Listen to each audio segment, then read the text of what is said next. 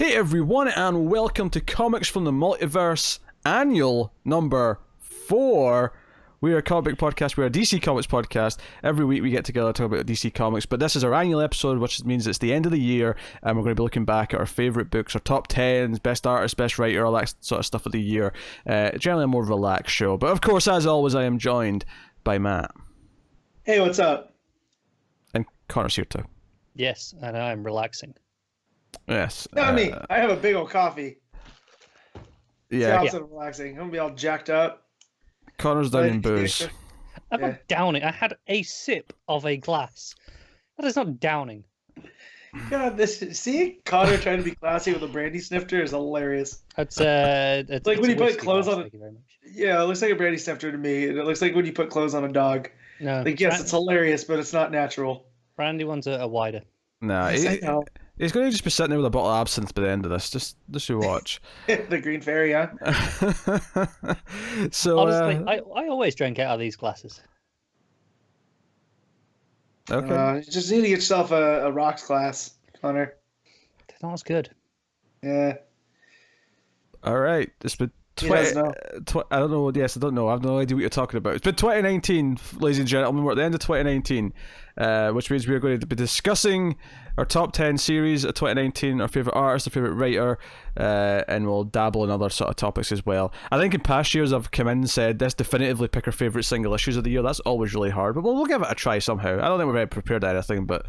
Wonder Woman number 8.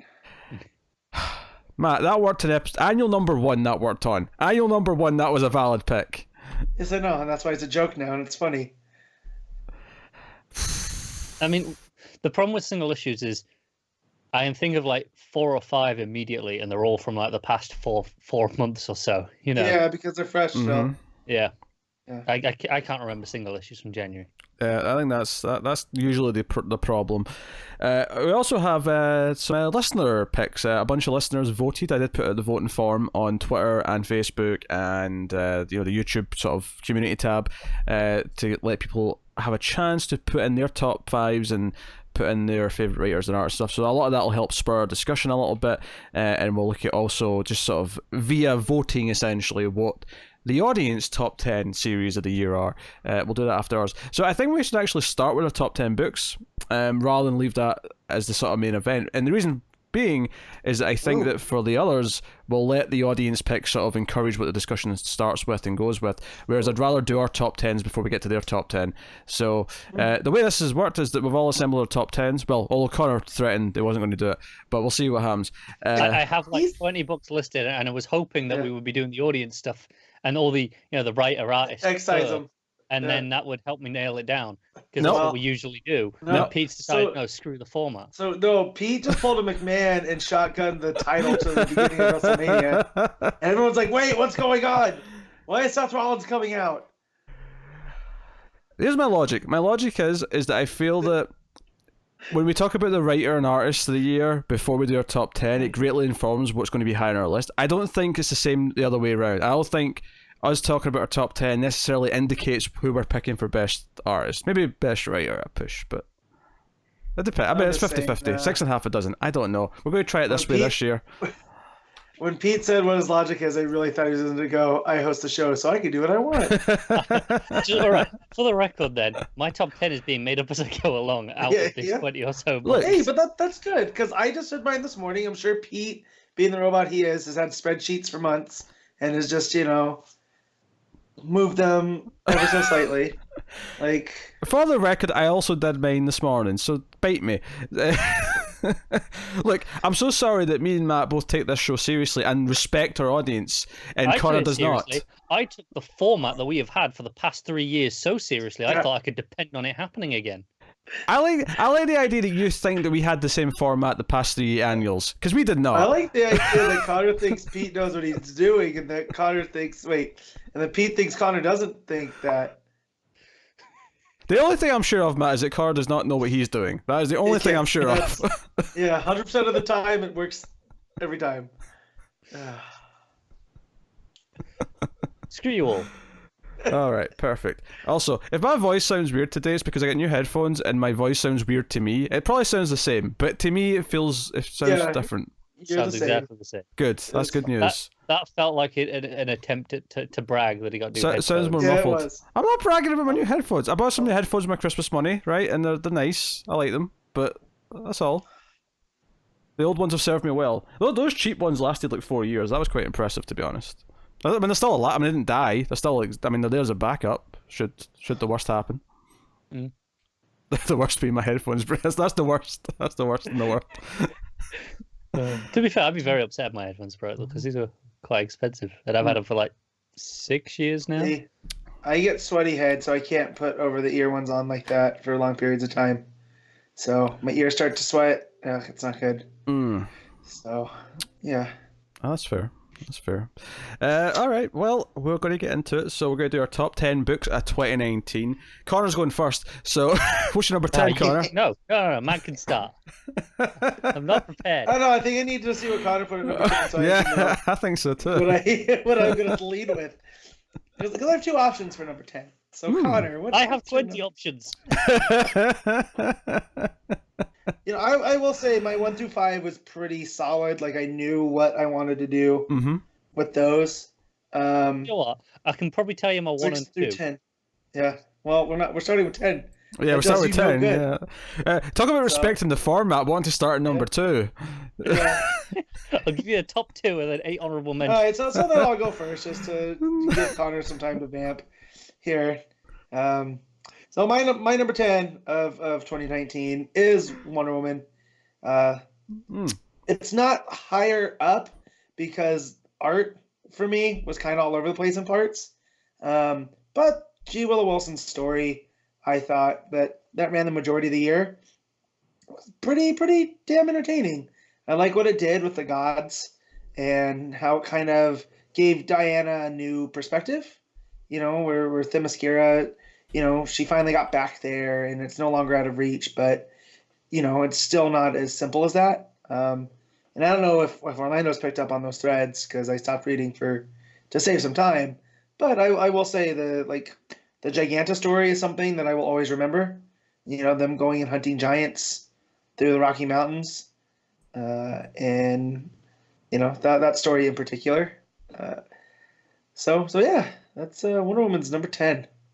Whoa. No, Wonder Woman's very, very good. Obviously, it had a bit of a weird ending because it was kind of rushed, but that was mostly because I think Wilson did start at the tail end of last year. I think she was there on the book for just about a year, give or take. Well, that's why I messaged you guys if we're counting it as if she was on majority of this year, and she was. Yeah. We found out. So no, Wonder was good pick. Connor, she's number 10. All right, I'm going with a safe option for 10. Because it's a safe option because neither of you read it. This is Green Lantern by Morrison and Sharp. I really thought I was going to say Red Hood. I was going to say joke's complete. Sorry, that's number 1, Matt. Don't worry, that's coming. Oh yeah, that's right. I mean, I did say I know what my 1 and 2 are. Yes. But yeah, no, Green Lantern was it's such an exciting book in that it was so unique as a Green Lantern book over from the past 10, 15 years or whatever it's been, where Green Lantern has been very good lots of times over that past decade or so, but also it's got a certain feel to it that I feel this book really completely got away from and just did something completely different, and I kind of really enjoyed that. It fell back to basics in a very Morrison sort of way, and lots of fun adventures and great art. Morrison without rules is something I don't enjoy, so I'm glad you're enjoying it though. Yeah, I enjoyed it so much that you didn't even keep up with it for the show. If I was keeping score at home. Yeah, I know. I got busy and I fell behind, and then I binged up on it the last few issues. I'm like 1 or 2 issues behind. I don't know if I've read the first issue of the Black Stars mini that's in between. Well, I think season 2 of Green Lantern's starting in January? February, maybe? Yeah, the Black Stars is only 3 issues. Yeah.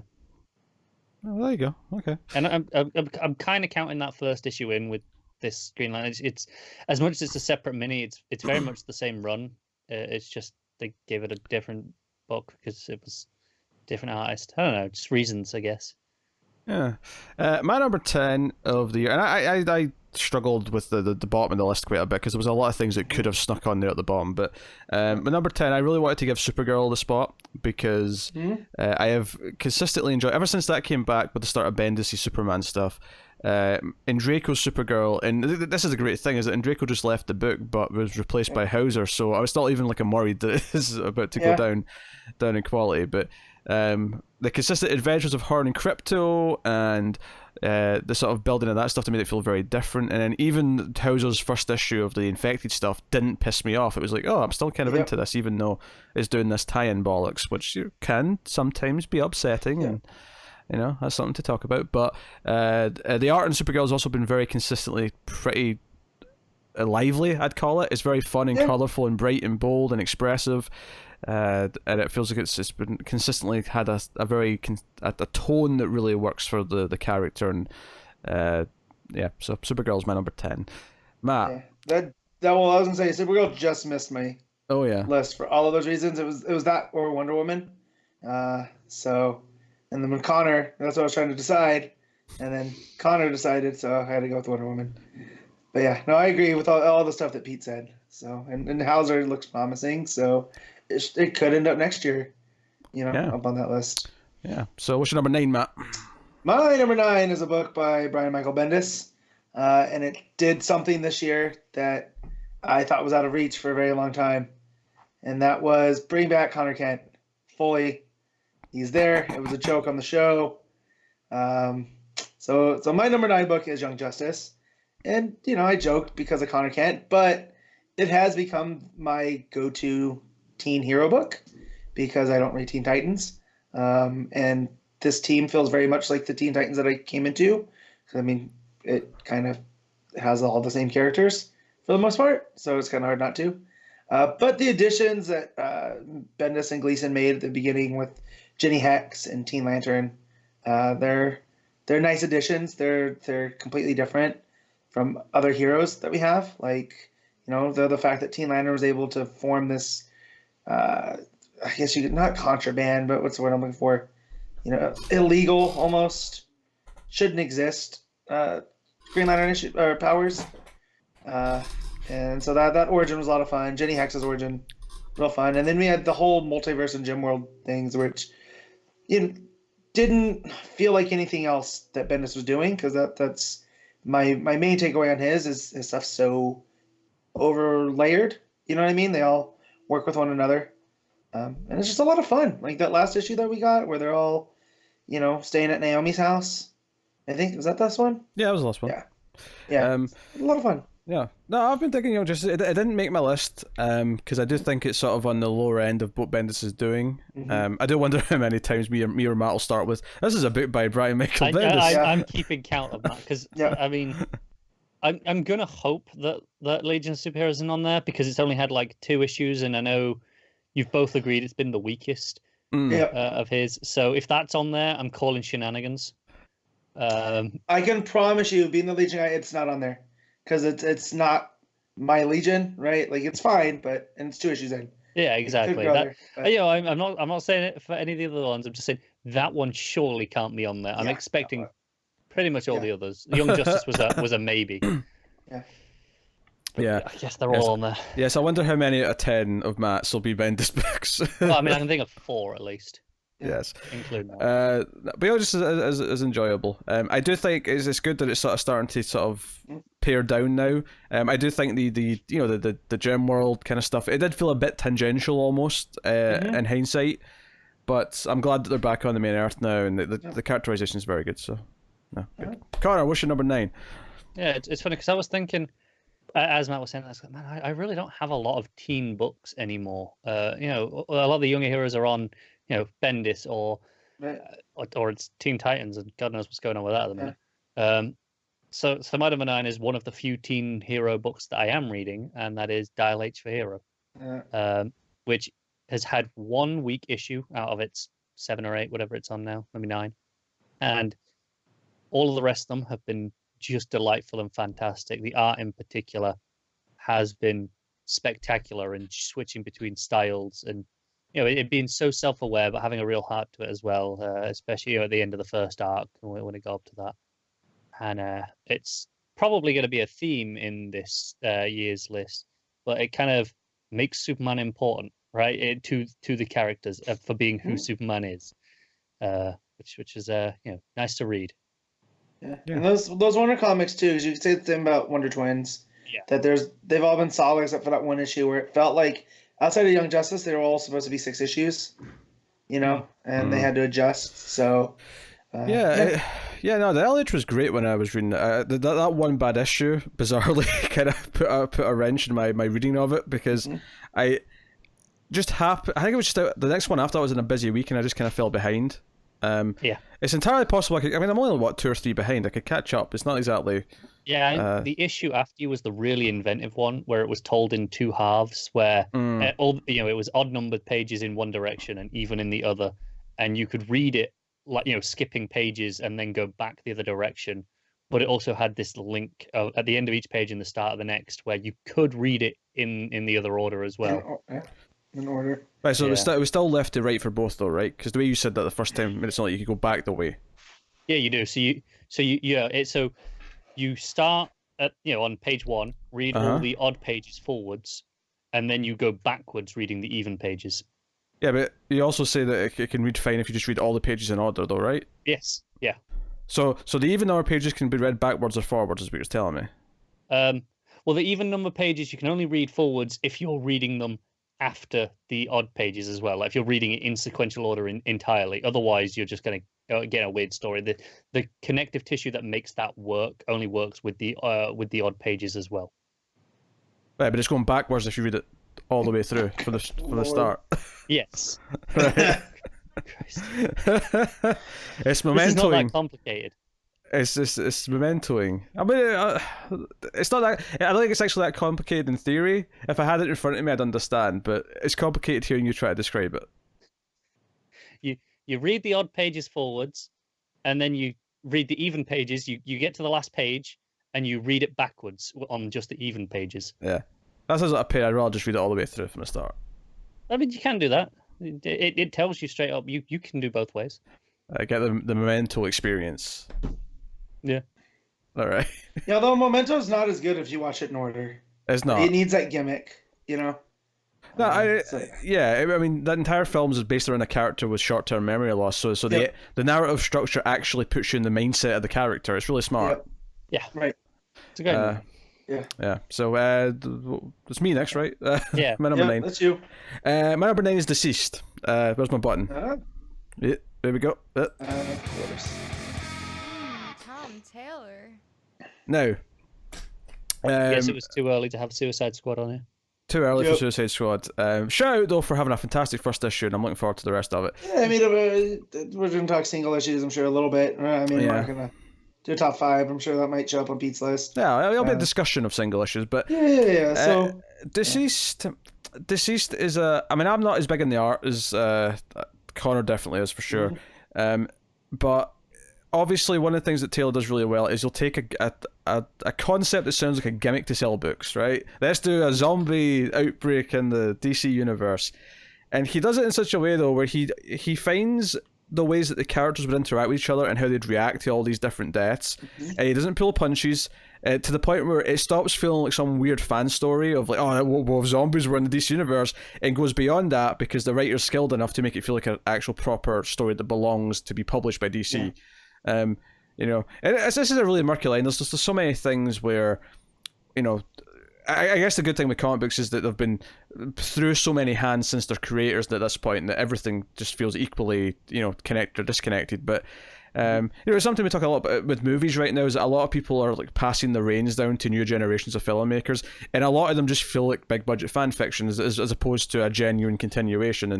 And I think the reason why I'm bringing that up is because I feel like Tom Taylor, every time I've seen him do anything like this, it always feels like no, this feels like it belongs. Like he gets the character so well that even in this ridiculous situation where like Batman and the entire Bat family are being killed off, like it feels right. It feels like no, this is an official story.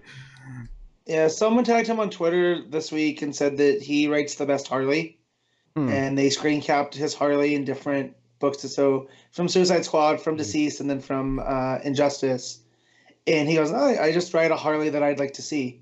And I think he does that with every character. He was right? really genuine in that tweet, because I think he tagged Amanda Connor and Palmiotti and a few other people who have been on Harleen a lot over the past decade, and was like, these are all great versions of Harley, and mine's kind of just an amalgamation of them.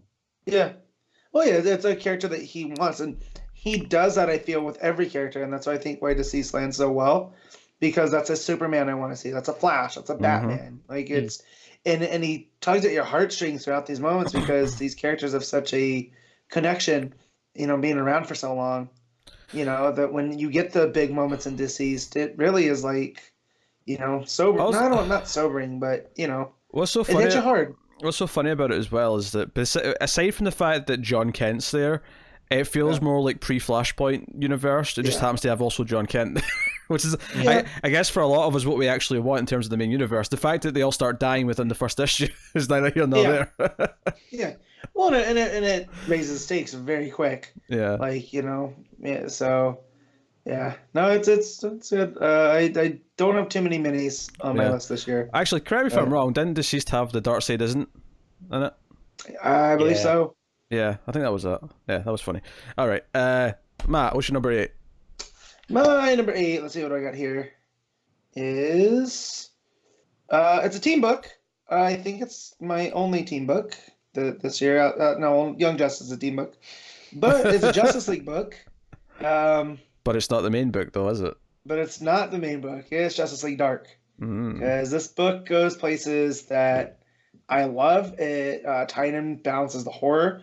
The art that's been on there has been top notch. Like it matches, it matches the tone of the book so well. Even if the story is like, was it Witching Hour? Those aren't the strongest. I've had a lot of fun, and it's one of the books I look forward to the most when it comes out on that week. Was Witching Hour this year? I don't think it was.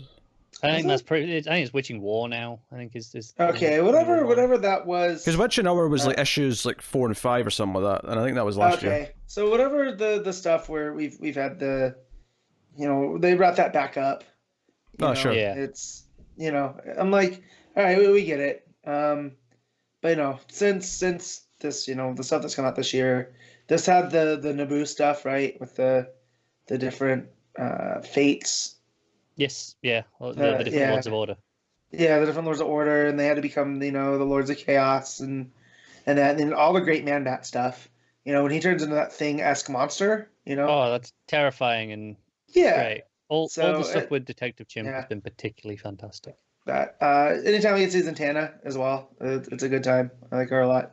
So, but yeah, no, it's Tynan on a team book just makes sense. So I'm curious to see how he treats Batman coming up. Like with the amount of characters there, is he gonna just do it like he did with Tech, or is it he's gonna focus on just? Well, we'll find Bruce? out pretty quick because next week I think is the first issue. Yeah, but I will say that he has this down. Like, we loved his Tech. Me and Connor really enjoyed Justice League Dark. So yeah, I think the big difference coming into Batman is we've really loved his team books. Yeah, and he delivered on a solo book in the same way, and I really hope so. Me too. So Connor, what's your number 8? My number 8 is the main Justice League book. Which nice bit of symmetry there. This has had like 24 issues plus I think an annual. I think this year it's had. A little bit too much. Well, yeah. Actually, that's kind of what I was getting to. Is that's what stops this being higher. There's been a handful of issues in that which have kind of been, not as strong. But overall, I'm kind of, I'm really enjoying all the stuff it's been doing. Yeah, it's been getting bigger and bigger and kind of crazy and bombastic, but I'm having a blast. Almost every issue with all that crazy shenanigan shit. It's just fun to read more or less every single issue, and maybe once every couple of months. There's probably once every like 3 months or so. There's like an issue that I'm like, that wasn't as great. But when you're getting 2 issues a month, and then the odd special issue here or there as well, ultimately that's still putting out more high quality stuff than pretty much everything else on my list. So overall, I'm still Yeah. really digging it. It was a little bit too up and down for me to have on this year. Yeah, and I feel because it kept going back and forth between Tynan and Snyder, and a lot this year, and it went to some places that I'm just like, all right, I just want this to be over, and you don't want that in a No, in a of course book. not. That's been my big slight against. But you're right in all the big moments that when it does hit, there's not another book I don't think DC's putting out quite like that. And I don't mean like big moments because there's a ton of emotional moments like Pete brought up in Deceased, but like when he levitates the Hall of Justice, and it becomes a vehicle. Yeah, like and also Jaro. Jaro, yeah. I mean, Jimenez on the bulk any of of the art. his DC characters, yeah. I like Jimenez a lot. Sometimes we get the odd Supergirl that looks real bad. Yeah, like in a recent that's issue. it. You get like one character an issue for like 2 panels Yeah. that looks a bit weird, Yeah, and it's annoying because you notice Yeah. it, but it's overall quite a small amount of work that's off. yeah. I've been the most critical, I think, of Justice League. I still think it's a solid Yes. enough book to read. Like I was never going to consider dropping it. It's a perfectly fine, dependable 7 for me. Kind of like there's just enough problems consistently that I can't really go any higher than that. But but hey, it's better than Hitch's Justice League or whatever we had back at the start of Yeah. Rebirth. That was pretty off. But so. I won't be too harsh. My number 8 is Wonder Woman, which Matt obviously brought up a couple of entries ago. Wilson's Wonder Woman I thought was really good. Obviously, we loved Ruckus stuff at the back at the start of Rebirth, and then we had a bit of a rough patch with Robinson, which was not like painful to read. It just wasn't particularly great, and we eventually fell away from that. But then Wilson came on board, and for about a year there, we had a really enjoyable, well-written Wonder Woman, which I do think started off with a lot of great art. It was only the last arc or so that I think it kind of got really mishmashed and started to feel, because I loved that stuff with the giants that Matt brought up. I loved the first arc, which wasn't this year, admittedly, but Right. I all that stuff was great. I think the ending obviously sours it a little bit. It might even be higher if the ending like stuck. But then again, I think the reason why it ended that way is because it wasn't meant to end there originally. If she kept writing it and still been going, then this would be a somewhat different conversation. I'm upset with the Dreaming for taking her away from Wonder Woman. Yeah. And I don't know if that's the exact facts, but those are the facts in my brain. So, and I don't blame her. Yeah.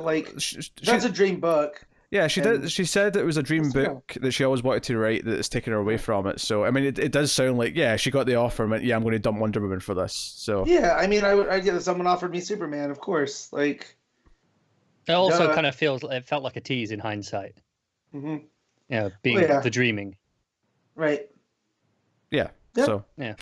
That is what it is, but her Wonder Woman was consistently, especially earlier in the year, one of the most excited I was for an ongoing week to week. So hopefully Wilson sticks around at DC, and once she's done with the Dreaming, or she's interested in taking on a second book or whatever, then we get her back on a main book, whether that's Wonder Woman or something else. I don't mind which, but she's a good talent to have. So Wonder Woman's really good. So Matt, what is your number 7? So number 7 is a writer that was fairly new to DC, and I was kind of hesitant of what she was going to do, but since she's been on this book, it's been one of my favorites, and that's Kelly Sue DeConnick on Flash Forward. Aquaman. Right. Yeah. So, Aquaman, right, of course, yes. Yes, on Aquaman, and just from the time this started, with the sea gods and him stuck on that island and going by Erusio, and then now he's back in where's he at? Amnesty the Bay. Lighthouse. Amnesty Bay. yeah. Thank you. I want to call it Mercy Reef, which was that real bad show that was supposed to spin off of CW, right? But yeah, he's up there. We got Kaiju. We got damn it, I'm having a hard time because I'm just thinking about all that stuff. The old gods, like Cthulhu-esque type stuff at play, which I've always wanted for Aquaman. There's always that fan art Let's that goes be honest, around. You'd want that in every book. Not every book. Like I don't think that would fit. Just like 80% of your books. Okay, but like, there's always that fan art going around, like of Aquaman writing Cthulhu and going, oh, they said talking to fish was useless, right? Like it always just seems to fit. But DeConnick gets the character like Arthur really, really well, and I was kind of worried that she'd shift focus to Mara and whatnot. And I went and I read her Captain Marvel as almost as prep for this, and turns out she's just really good at writing these singular heroes, but also fleshing out the supporting cast to where none of them, they don't feel like they're just there to take a role. It feels like she really is trying to build up these characters, and I feel like Aquaman has, over the last couple of years, had a really good supporting cast that needs some love and care. Yeah. So she has good flow. That's why, because I feel like there's a lot of conversation we have about writers when it comes to like the choices they make for their plots or the choices they make for the characters. But arguably one of the most important things, maybe even more important than any of that, is just how well does it flow when you're actually reading it? Is it a chore to sit through? Is it a chore to go from page to page? And I think DeConnick has a really natural kind of voice that just kind of goes through really easily. Even on her Captain Marvel, like this is a character I didn't know too much about, but the first arc's not really much about Carol. It's more about the women that paved the way for Carol. And so once I got to that, I was like, oh, okay, so what's this going to mean for Aquaman? And it's not similar in the other way that, these sea gods have taken a lot of, spotlight here. They're a lot of fun to see. We had the annual issue where they're kind of running amok in the city right before, holiday festivities and whatnot. So, and it's a nice break because it feels different than what Abnett was doing, with the Atlantis, almost Games of Thronesy kind of feel, and I like it. Aquaman has again become one of my favorite characters, and hasn't been like that for a while, and so I'm happy to have it at number 7. Yeah, Aquaman's had a pretty good run since the start of Rebirth. Only the odd little weak spot here or there, but it's funny because at the start of Rebirth, none of us were that hot. We were like, yeah, this is okay. And, it was fine, and we all kind of jumped and came back when it got really interesting. Pete was always a lot bigger on it, especially when it became aliens with underwater creatures. Yeah, it was when it hit the teens. It was when it hit that aliens arc in the sort of mid to late teens. And then, obviously, once it hit 25 and Cedric came on board and it did the Tried stuff, it was like, oh, this is actually really freaking good. He's really found his footing with this book. Yeah. And then DeConnick's been doing her own thing, and it's been good. So, all right, Connor, what's your number 7? My number 7 is Hawkman. Because I think this includes the ending of the last arc. So I think the first arc. I think that was all in this year, and that stuff was spectacular. That remains, as of right now, probably the single best Hawkman story I've read. That first 12-issue arc. The way it encompassed all his varying origins, and then actually expanded out in a whole new way that kind of makes any origin that they want to do in the future also work. It's almost like they were tipping their hand at what was to come with Doomsday Clock. I was just about to joke the Meta Hawk. I was just about to say. No, it is, but I mean, he is that character because the smart thing Venditti did is he doesn't take away from anybody else's run. Where it's very easy to just like, well, I don't like the Hawk World stuff, so I'm gonna throw it out. No, Venditti's like, no, this is just part of it. And it left it to a point where we could have minis for decades of just Hawkman, and then do whatever the hell you want. Any part of the DC universe, any time period, and you can do it. Yeah, I want like stories from the journals of Carter Hall, like. Yeah, because that issue was this year for sure, and that was fantastic. The two armies at war for generations, and different versions of Hawkman, reincarnating into this same army over and over. Yeah, well, and it adds that wrinkle too of time and space. So, sometimes it's hard to get caught up on it, but then you have to, the Doctor Who thing, it's timey-wimey. Don't think about it too hard. And then it works. Yeah. And it's been such a fun book, and it's one of the rare books that has managed to work in the year of the villain bullshit and actually turn it into a good, solid story for the character in this book. So that's been great to see, and I'm looking forward to seeing where it goes. All right. My number 7 is Batman Curse of the White Knight. which I think's been a notable step up from the first White Knight book, which I did like. I mean, obviously it was good, but there was some conceptual problems with that book for me that didn't put it as high as everyone else. This book, on the other hand, is just leaning into the world and what it's doing. All the flashback stuff, the Castlevania stuff, is enjoyable. But there's been a lot of emotional beats. There's been character deaths. There's been all these different things, and it feels like, no, this is like Murphy's Batman universe, not just Batman himself. You know, there's you know, his Batgirl, his Dick, his Harley, has all these different things, and you know, it's been a blast. Obviously, it looks good. It's very consistent. Obviously, we had the one shot that was kind of set in between that wasn't him on art, and the art did kind of plummet a little bit for that issue. I wouldn't say plummet. Is it Murphy? No, but it fit the tone. Yeah, I was really into that art. I like that artist. It's just different and unusual for this book because we're so used to, okay, this is Murphy's baby. Yeah. It struck me as off, I guess.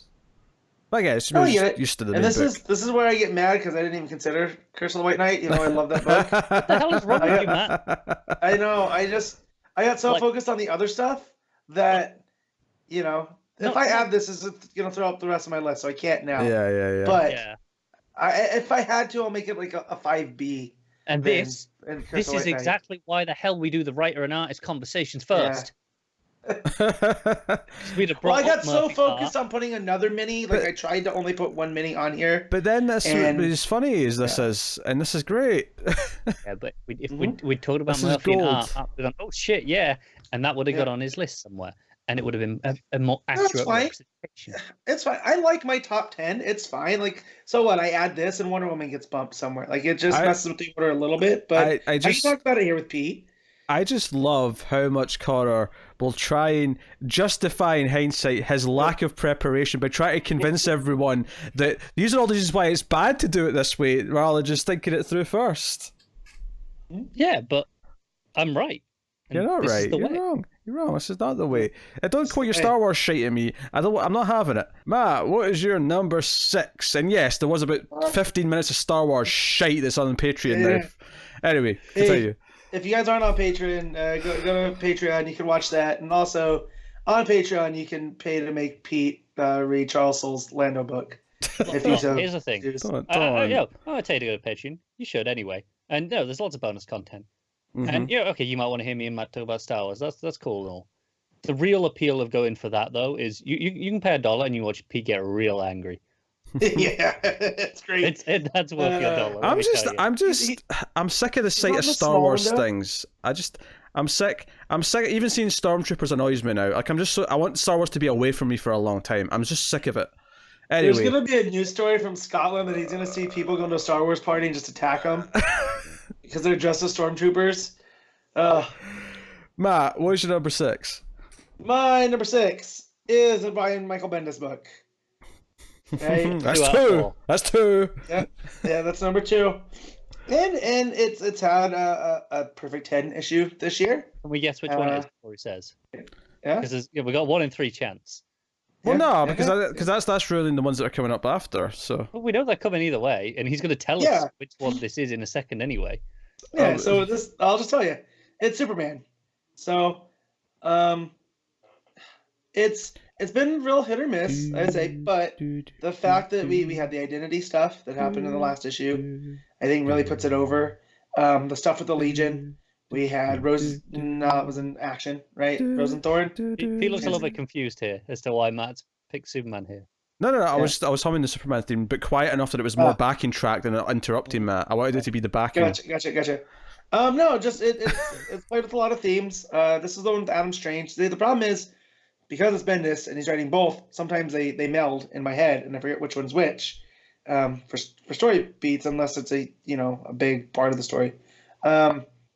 So yeah, Adam Strange has been a fun throughout this run, and yeah, just it's a fun, consistent Superman book. It's not the top Superman book, and that's okay. When there's others out there, but it's Bendis. He's finally hitting his stride, I feel.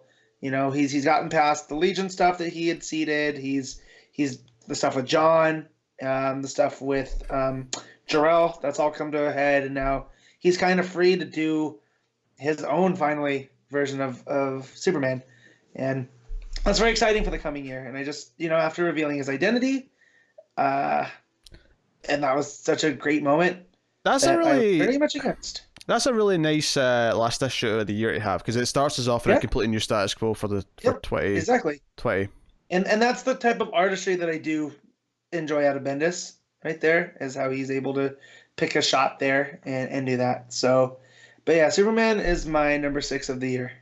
that Superman's been solid. It's actually not made my list. It would just honorable mention to Superman, but because there was so much Superman and Bendis to choose from that I was able to pick and choose a bit. But I think it's been really good. It's nice now that it's getting away from the Rogozar stuff and it's been doing some other things. Well, now he's going to be able to do kind of what he did for Spider-Man and tell his own stories. And I mean, Rogozar was kind of his own story, but it was so reliant on Krypton and the destruction of it that now the fact that he doesn't have to balance being Clark and Superman and fool everybody, he can just be himself 100% of the time. This is going to be the thing that defines Bendis' run, because however long it lasts from now on, we'll always think of Bendis' run as the one where he revealed who he was, and then we had a long time out of that afterwards. The question is it undone by the end of his run? It's possible, but I think if it is undone, and his run will be right at the end. But I'd like to think that the next writer will come on and continue with it, and we'll have it for a while before it's undone. Presumably when 5G or whatever's after 5G hits. Yeah, I mean, don't get me wrong. I'm not saying it should be undone. I'm just, there's a very real possibility that it is by the end of this run. My response to that is keep it, you cowards. Is my response. Yeah. Well, he wasn't the one that revealed Spidey's identity. That was Miller, right? In Civil War. Yes. And that was all undone. That has nothing to do with Bendis. Yeah. That was coinciding with Straczynski's run on the book, which was doing a lot of cool stuff. He'd revealed himself to Aunt May, which is a really good issue, might add. Right. And then, of course, they had to do the whole one more brand new day bollocks at the end of it. Right. So, but yeah, so something happens. I do feel it'll be something along that magnitude. But I don't think Bendis ever did like an Amazing Spider-Man run, because he obviously didn't. He did Ultimate, and he did Miles, but he never did. Well, that's why I'm trying to think, because he always did the event, so that's why I had to remember. Yeah. Civil War was Miller, not Bendis. So that was just before Bendis did every event. Right. So, and I think Secret Invasion onwards were the Bendis era of events. But yeah, that's a good pick. That was your number 6. Cara, what's your number 6? My number 6 one that's already been mentioned is Justice League Dark. We spoke about it a lot when Matt brought up, and all those reasons. I love every member of the team. I love the way they interact, and Tan just writes them. It is a blast. It's enjoyable to see them interact and have banter, but also it just flips into outright horror. And Zatanna cutting a hole in her face to have a mouth is still one of the best images of the year. Mm-hmm.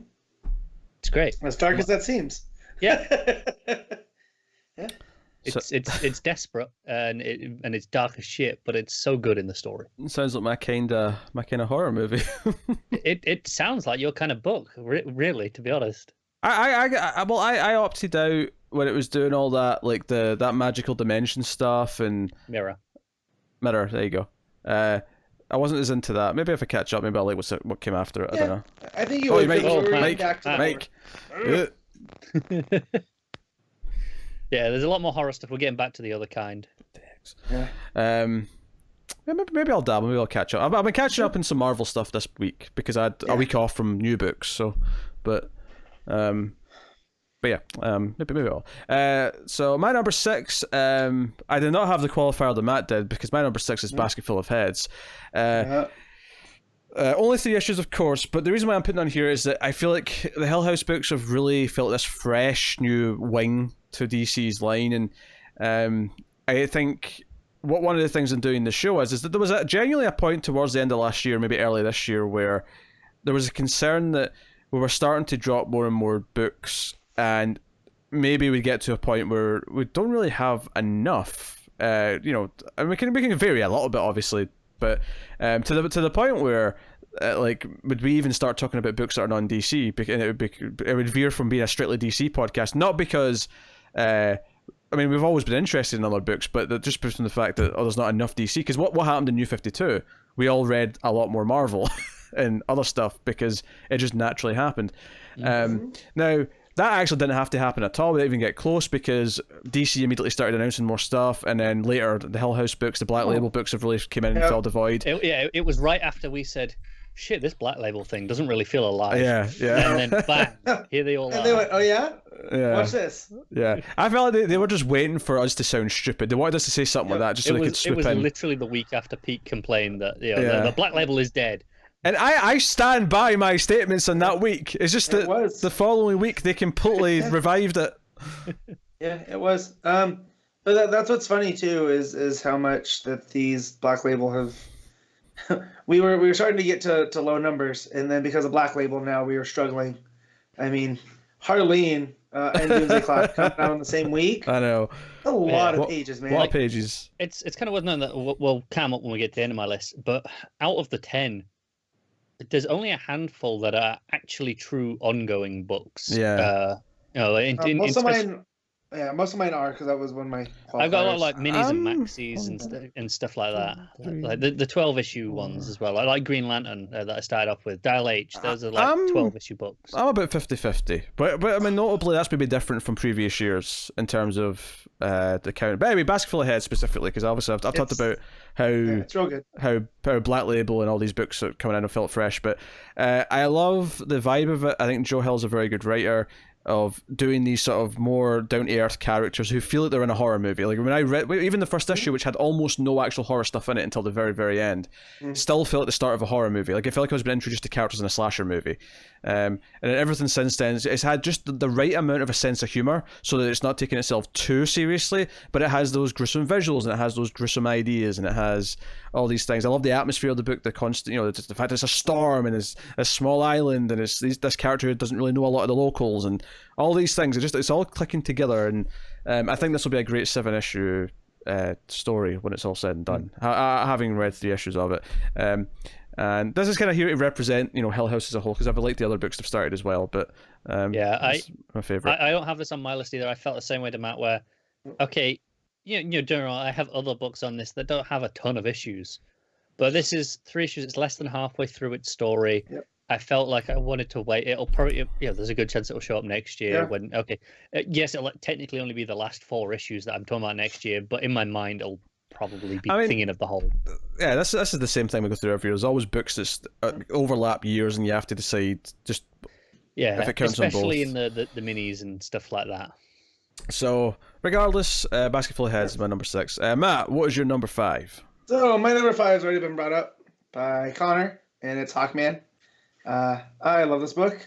It's made me appreciate Venditti even more as a writer, just because the stuff that he's doing with Carter Hall and Hawkman and time and space and reincarnation.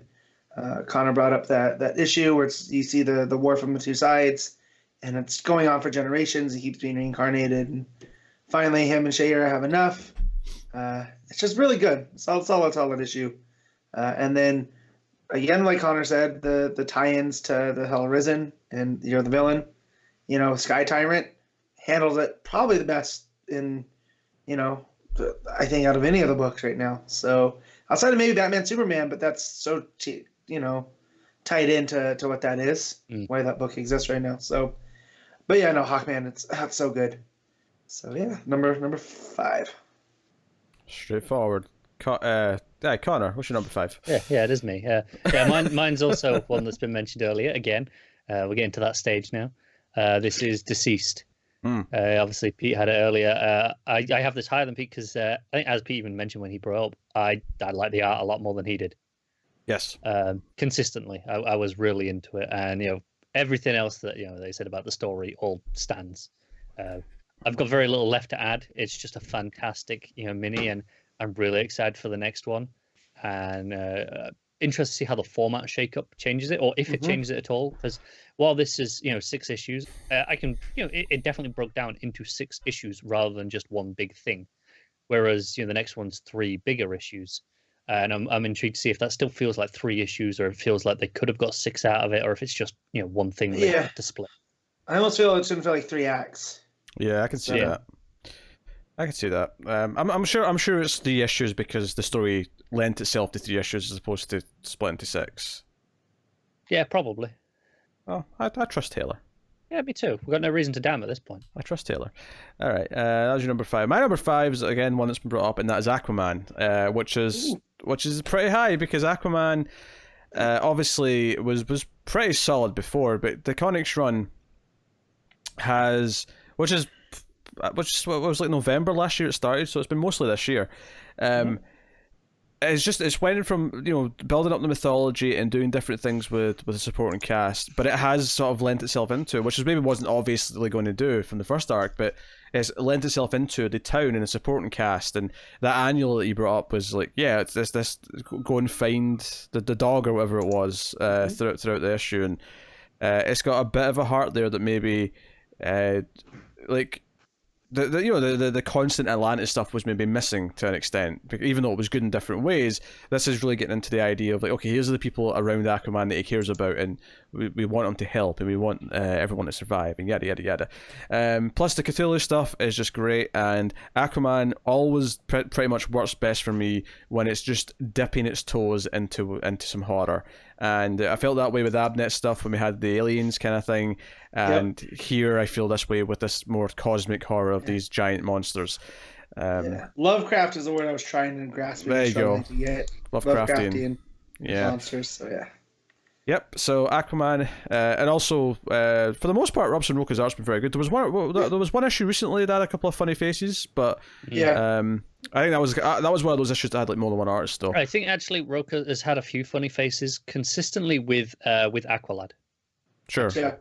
With Jackson has had the odd face in most issues that he's been in for whatever reason.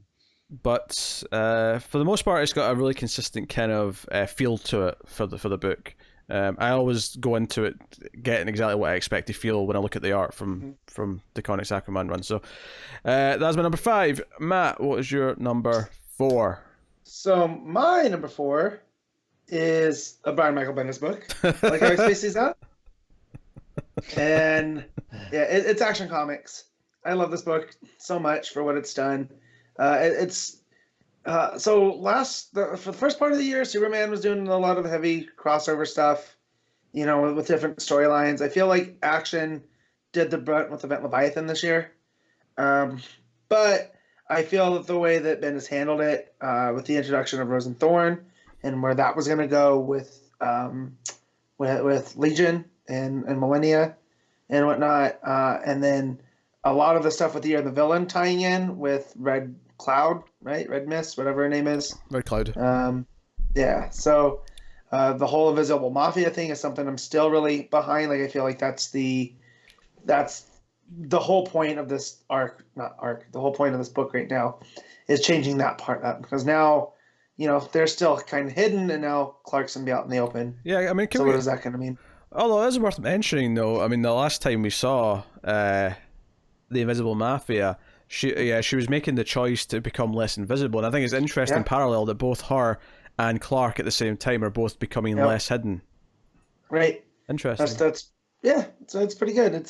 He balances the stuff out well, and it does help if you're reading all of it, but I don't necessarily think you can. I feel like this book suffers the most from, you kind of got to read other stuff, but that's also why I love it, because I'm a continuity wonk, and I like seeing how the puzzles fit together. So, and was it this year, right, that we saw Lois and Clark's alter egos, who I can't remember? Oh, sure, yeah. When they went undercover it was during the Leviathan Rising. And so I always feel like that was a little bit of a hand tip that Clark can't keep doing the secret identity stuff. Mm-hmm. It's kind of silly. Now he's someone pretending to be someone pretending to see, like Robert Downey Jr. in Tropic Thunder, so... But it's real great. It's been a rotating cast of art. That's all been pretty decent, right? Like, so, but yeah. I mean, hell, we had, those Epting covers from the first half of the year were absolutely stunning. I remember those really well. And I don't usually remember covers that long. Like, usually they'll just leave my mind because there's so many of them constantly. But no, Action's great. Can't fault it. Connor, what is your number 4? My number 4 is Superman's pal, Jimmy Olsen. Yeah, there you go. This book has been such a surprise, such a delight. And basically, I didn't have enough Superman to read this year, so this is as close as I could get. But no, I love this book. This has been consistently hilarious and also adding such an intriguing, complex story for what it is in terms of all the lore it's adding, and all the family histories and all this stuff, and it's just it's just a blast to read every single issue, and especially this last issue, which recontextualized a whole lot of the book so far, and showed it from other perspectives, and kind of made it assume that the murder mystery that we thought was fairly straightforward actually has more layers to it than we expected. Way more layers. Yeah, that's kind of cool. And I'm really into it. I just love this book. The art's been incredible as well. It's so expressive and perfect at the comedic timing of the pacing in the panels. Okay, I have nothing to add. Nothing to add. I don't know if that means Matt's going to have it in a minute because he's keeping quiet, so he's got something to say for himself, or no, just I didn't really consider that one just because it seems so far out. Like it's so by itself, and I feel like maybe by the end of the run, it could end up next year, like when it pulls together. But yeah. Well, my number 4 is a Brian Michael Bendis book. It is Naomi. Is my number 4. The only one Matt hasn't mentioned. Yeah. And you're so certain it's going to be on there because I have a couple to choose from. Yeah. That's not Legion. Yeah. There's another what one. else is there? Yeah. There's a little event called Event Leviathan. Yeah, you'll find out. Yeah. Honestly, I forgot Event Leviathan existed. Yeah. But no, Naomi is my number 4. I was so this is some of the things that Bendis is so good at, is introducing new characters and building the supporting cast around them immediately so that I care about them before the fantastical stuff starts to happen and before all that stuff. This was such a tight 6-issue series that, I mean, me and Matt were both praising every single issue. Every time it came out, we were so into the story of who she was and, her wanting to be important and the way it was making Superman feel important. All those things were working so well. It's been great seeing her pop up in Young Justice and Action Comics. Looking forward to Season 2 because, I mean, I don't know if you've noticed, but the trade's literally called Naomi Season 1. Mm-hmm. So we're definitely going to be doing that. But the characterization is great. Jamal Campbell's art has been absolutely phenomenal. I'm a little worried that we won't get Season 2 of Naomi until Far Sector's done because that's a 12-issue book. If that was only 6 issues, I wouldn't mind that much. But the fact that that's 12 issues is making me really worried that we're going to have a different artist. Yeah, but who knows how far he's ahead, right? True. It could just be, So we'll see. But I can't say enough good things about Naomi. It's exactly the sort of the fresh little idea of a book that DC needs it from time to time just to keep things interesting. So we're not just doing Crisis number 72. Right. So, Naomi, my pick for number 4. Matt, what's your number 3? My number 3 is probably the... let me see. Is it? It's not the only mini, because there's a maxi, but there's a... Actually, that's not true at all. I have another mini. Anyways, number 3 is Harleen. It's a mini, but it's 3 issues. That's definitely more than 3 issues. They're heavy. It's closer to 9 in terms of page count. I mean, right, hell, it may even be closer to 12 in terms of page count. No, they're about 60 pages each. Yeah. I thought they were longer, but that's fine. It's about 180 is about 6. Because most 6-issue trades are about 180 pages. So it's probably a little bit more than that. Anyways, Harleen by Sejic. The art, the story. This was something that I kind of didn't want. That I was like, do we really need another Harley? But I'll check it out because it's Sejic. I have no idea what he's like as a writer. Turned out to be probably my favorite Harley anything. Again, I haven't read a lot of Harley. But if they ever did a Harley movie, I would love to see this adapted just because it's so... What do you mean if they ever do a Harley movie? There's one coming out in 2 months. I don't like that Harley though. Yeah. I don't like that version of Harley. This is a version of Harley that I get, and it doesn't play the craziness. It definitely shows how Joker has impacted her, but not just Joker, but Gotham itself. Like, but yeah, and the art's phenomenal. I can't get over the art, but I went into this thinking it's just art, and no, the story that he chooses to tell of this young woman's downfall, and how kind of Gotham just lets it happen. Like the people there, it's just another day for them, and it drives her insane. And it's fantastic. I can't talk enough good things. Can't wait to own it in a trade. So excited to get this digitally, just because how hefty it was. Couldn't justify getting that, physically to put somewhere. The trade, however, I will. Yes, more likely an oversized hardcover, I'd expect. Probably, yeah. Yeah. Yes. Well, Connor, what's your number 3?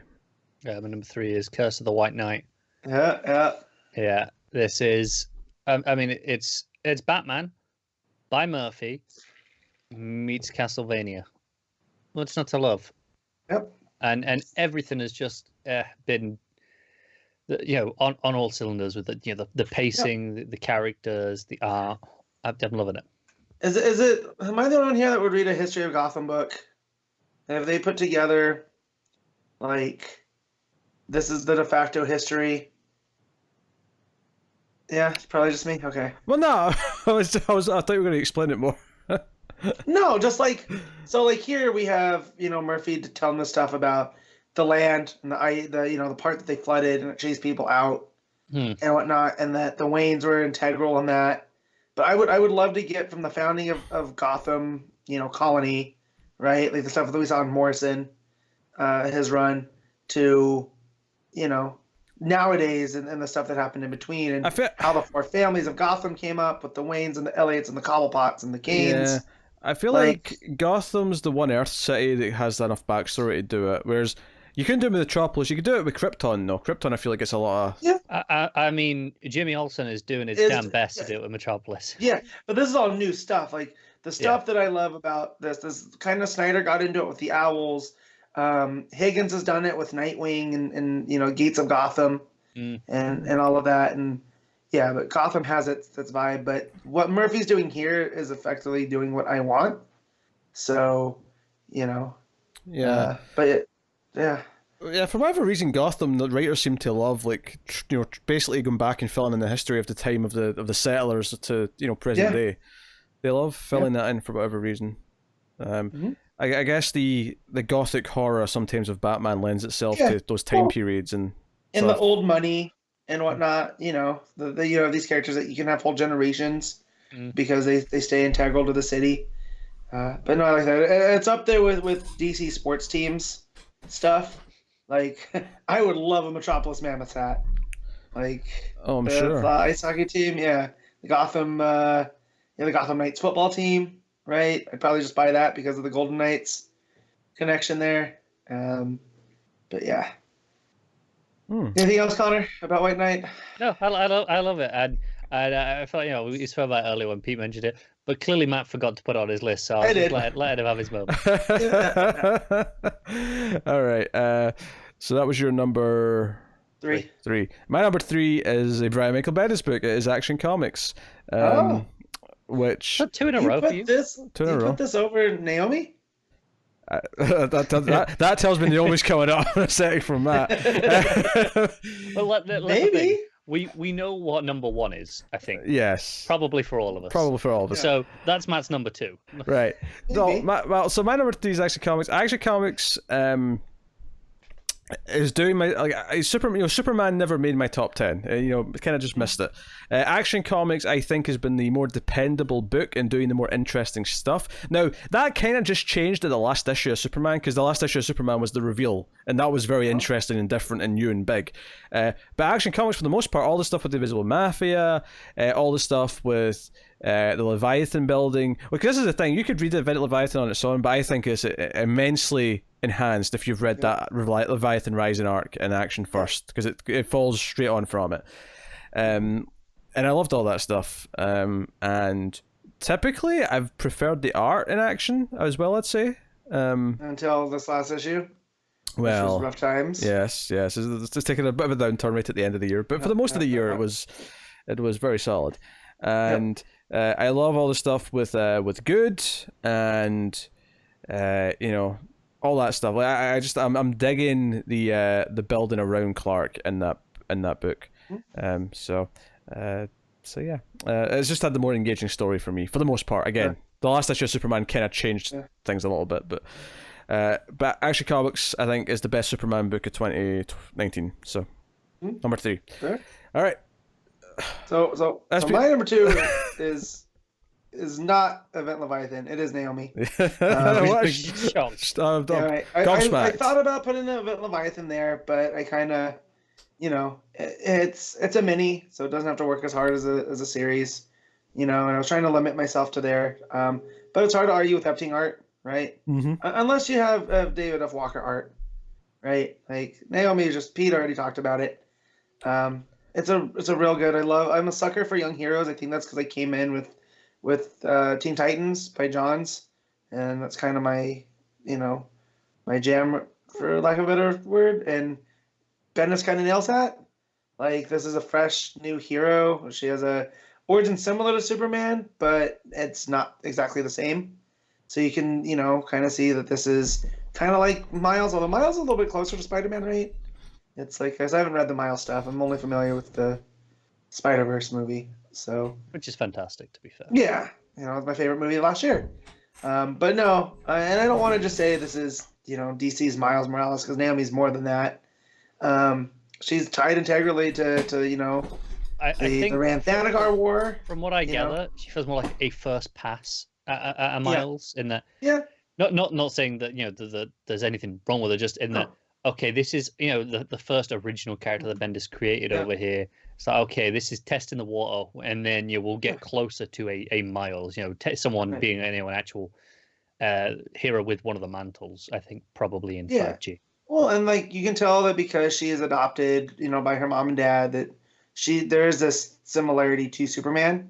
And then she's from a dying world, and it's all of this, and but it's more than a retelling. It's also the central mystery of who this girl is, and like he drops, her dad's from Rand, and her mom is a normal human. What does all this mean? And the one dude, the biker guy in town, what does he know? He seems to know a lot about her, and it was a real fun mystery. And the art by Walker is just, once it really gets going with some of the set pieces that you get later, with when her origins revealed, it looks real cool. And then we can see more of that in Far Sector, right? A lot of that style stuff. It just perfect. But yeah, no, Naomi, solid book. There was no doubt it was going to end up from the time that the first cover had a Lupacino variant.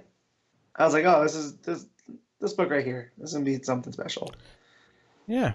Okay. That's my number 2. Connor, what's your number 2? My number 2 is, I suspect, also Pete's number 2, because he hasn't mentioned it yet. Oh. So, at least I don't think he has, unless I just wasn't listening, which is possible. Harleen. Pete's not confirming or denying, so he wants to talk about himself in a minute. Okay. Fine. No, well, unless that's his number 1, which might surprise me, but given that I'm fairly confident what his number 1 is. But Harleen, Matt said it all. The art is phenomenal. We all kind of knew that going in, because Sejic is phenomenal as an artist, and then none of us had ever read anything that he'd written before. It came in. First issue took us off guard. I think I gave 1 and 3 10s. I think Matt did as well. I think Pete. I think he only gave the first one like a 9.5 because he's a dick. Pete's a little bit more stingy with his points. What, Harleen? Yeah. I get the first one at 10, I think. Okay, maybe you did. I did say I think, but I'm going from memory. Someone can check. I think the second one was like a 9 or a 9.5, but I'm pretty sure the first one was a 10. Okay, so okay, so I think in that case, all of us gave 2 of the 3 issues 10s, and that's pretty rare.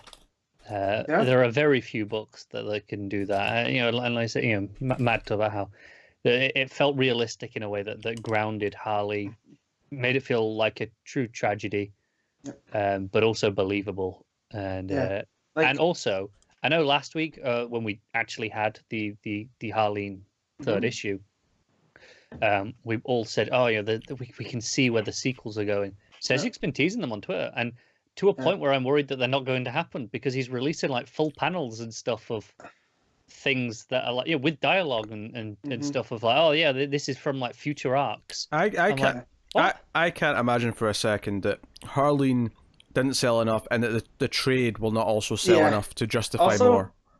Also, Taylor did this to us too, where he's like, I can't tell you, and it whips up the interest enough, and then he was like, oh yeah, here it comes. Like, just earlier today, as we're recording, 4 hours ago, the tweet says, it shared 2 full pages that just said, and the caption just says some Harleen future stuff. So it kind of feels like either this is happening and he's just sharing this stuff because there's that many pages that he can share a handful and it's fine, or it's not happening and he's just like, well, I might as well share it anyway. I'm hoping for the former because obviously it's phenomenal. That's why it's my number 2 book of the year. All right. Well, I've got a proper number 2. Unlike that hack Connor, my number 2 is Harleen. I mean, it's already been said, but you two have already spoken about it. You could have jumped in there. So this could have been easily number 2 for me as well. However, I like the rhythm I had with the Bendis books going every other one. So, yeah, I had to. Now, Harley's fantastic. Harley was something I didn't know that I was going to like or care about, and was this sort of character-defining book. This is the book, say, how do I get in Harley Quinn comics? Here's your year 1. Read Harleen. That's what you read now. As long as they're old enough. Yeah. Okay. So yeah, okay. If they're under, like, say 12, then maybe not. But like, as long as they're hitting their teens, I think you hand them this. Yeah, I mean, it's kind of a PG-13 book. Like, it's not too graphic. But like, what I meant is, like, there are other Harley books that you could give to an 8-year-old, and it's fine. And hey, this is a, and that's Harley I don't like. So like, like that's I mean, like, give and take. A lot, like really classic Harley stuff, like like Mad Love or something. You could give that to an 8-year-old. Well, yeah, that was a Batman Adventures book. It was meant for, but that's my point. There were other books before this that you could hand to a younger audience that would be like, okay, these are quintessential Harley. Yeah, but kids are awful, so we're talking about what you hand to an actual person, i.e. an adult. And actual person. And what I like too is that her origin, I understand the tragedy is, and it's not just Joker Part 2. I hate that. Isn't this Pete's turn to talk about it? It is, yeah. Yeah, but still, it's. Yes, I've got crispy M&Ms. It's fine. You can keep talking. Yeah. So like, it's not just she gets also thrown in a vat, of the acid. And I always like the idea that she put the makeup on, like that she takes time. Honestly, those pages that Cedric shared are her doing the bleaching her skin essentially. Yeah. So, I like that. So, and anything that gets us away from the, the Suicide Squad movie version of Harley, I'm okay with. So I don't like that Harley whatsoever. I feel that's too Deadpool, and we don't need one Deadpool. DC doesn't need a Deadpool. We got a Booster Gold. It's fine. Only Matt thinks that's comparable. Yeah. Well, Booster Gold's better anyways. It doesn't matter. Yeah, Harley was fantastic, okay? It became this event thing where it didn't matter that it was 60, 70 pages. We all said, no, we're doing this, damn it, because it's that goddamn good. And I think that book on its own, single-handedly, I mean, because White Knight wasn't originally Black Label, so it got kind of retconned into Black Label, and the new one obviously was, but I think Harleen single-handedly said to us, we have to try these Black Label books when they're coming out because they might be this good. And for the most part, they've been, I mean, they'll maybe hit the same mark as Harleen, but they've all been solid to great. I don't think, but out of the ones we've tried, there hasn't been a bad one. And I'm specifying that because technically that Superman, therefore, was, but like, but we knew we'd hate Frank Miller. We knew we'd hate that though, so that's fine. Yeah. But like, Wonder Woman Dead Earth was pretty solid. Joker Killer Smile was really good. Joker Harley Criminal Sanity was really good. Like, I mean, Harleen's the best of them, but they've all been worth reading. There hasn't been a bad one that that we can go, that one's not great. So, Yeah, long live Black Label, which is strange because 7 months ago I was saying it was dead. But long live Black Label. All right, well, we've all got the same number We one. all just want to say, We all have the exact same number one. We know we do. No one here sitting going, no, they're going to be shocked that it's not this one. My number one is going to be Shazam. I'm a little surprised because I don't think you guys were reading my number one. He's going to be a dick and say that stupid Last Night in Earth book or something, isn't he? Or what else is he read? I've not read that. Oh, Red Hood. Was he actually going along with a joke for I was once? going to make a Red Hood joke. Yeah. I'm so used to. You can't do that. We're only allowed to make it at your expense. I know. Well, I'm taking it back. Damn it, 2020. I didn't know Connor was reading Lois Lane. Are you reading Lois Lane? Because that's my number one.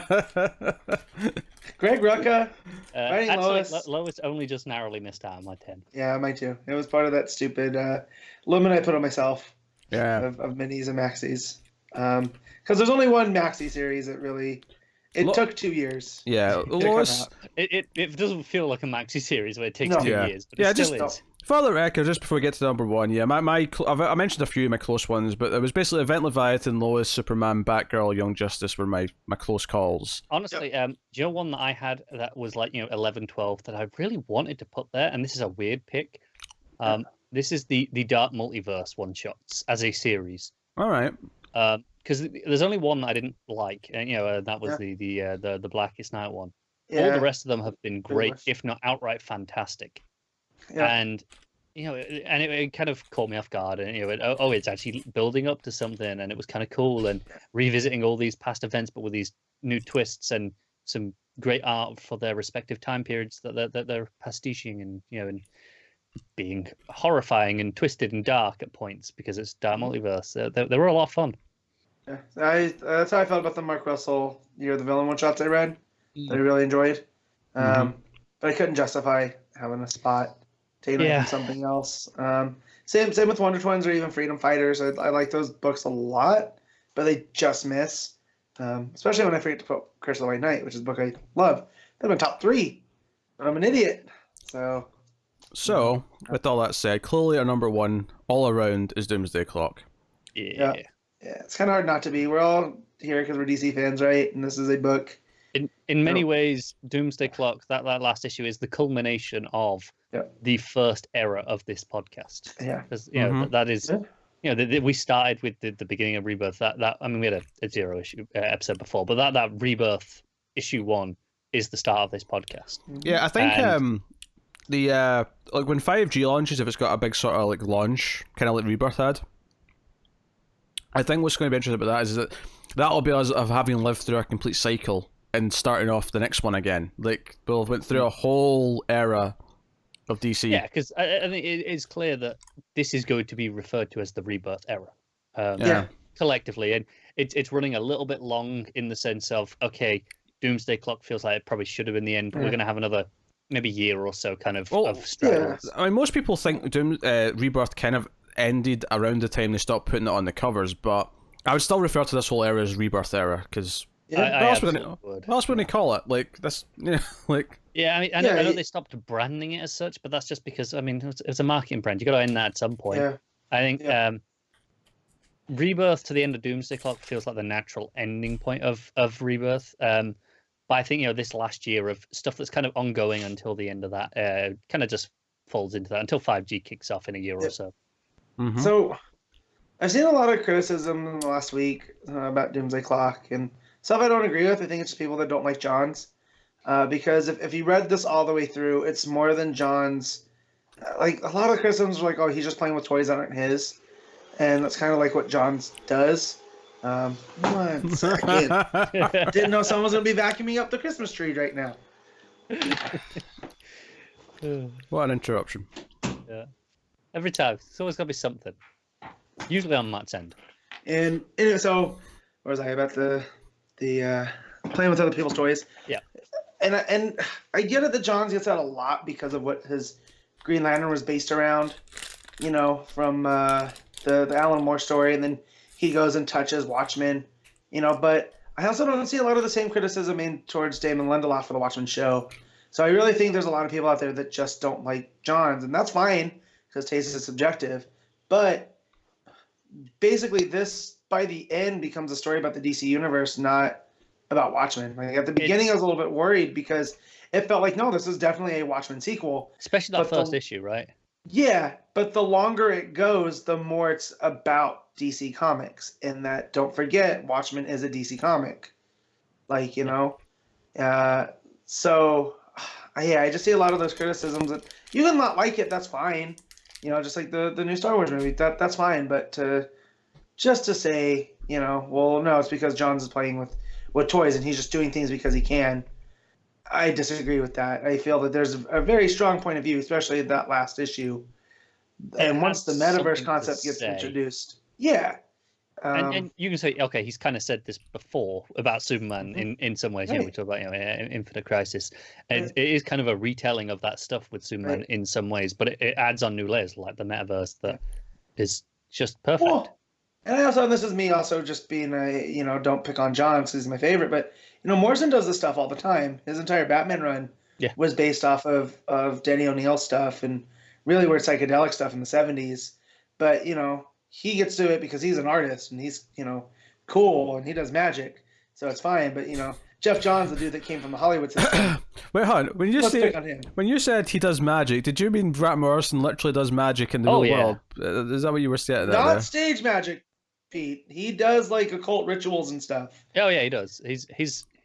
And I'm not saying it does or doesn't exist. I think Grant does think it exists. All but right. Whatever keeps him doing comics and whatever, cool. Like, don't point it my way. I mean, I'm sure we've spoken about this before, but if you listen to the Grant Morrison episode of Fat Man on Batman with Kevin Smith, holy shit, the things you will learn about some of his trips. Yeah. Silver space scorpions are an Assassin's Guild. Honestly, after listening to some of his stories, like, his personal stories, the stories he tells in comics feel tame in comparison. Yeah. Even his weird batshit insane stuff feels like he's toned this down to make it more accessible. Yeah, and so just the fact that I am this dyed-in-the-wool DC fan, like, I love Superman, I love that universe, Flash, all of this other stuff. I tolerate Batman, you could say. This was a story for me, and this is why I love DC Comics, right? They are the ones that were always about their legacy, right? You have the Justice Society, you have the Justice League, you have the Teen Titans. They're always about what's going to come next. You've got how many Green Lanterns, depending on whenever you start. Right, exactly. How many different Robins, right? Yeah. Like, it's always about what's going to come next and that we can have the classic with the new. You don't got to throw out all of the new stuff. That's why I'm a little bit worried about 5G. I feel like they're trying to throw out the classic to be will fresh. say 5G feels a lot more natural for DC to do in comparison for when, because Marvel did it a couple of years ago after, after Miles, essentially.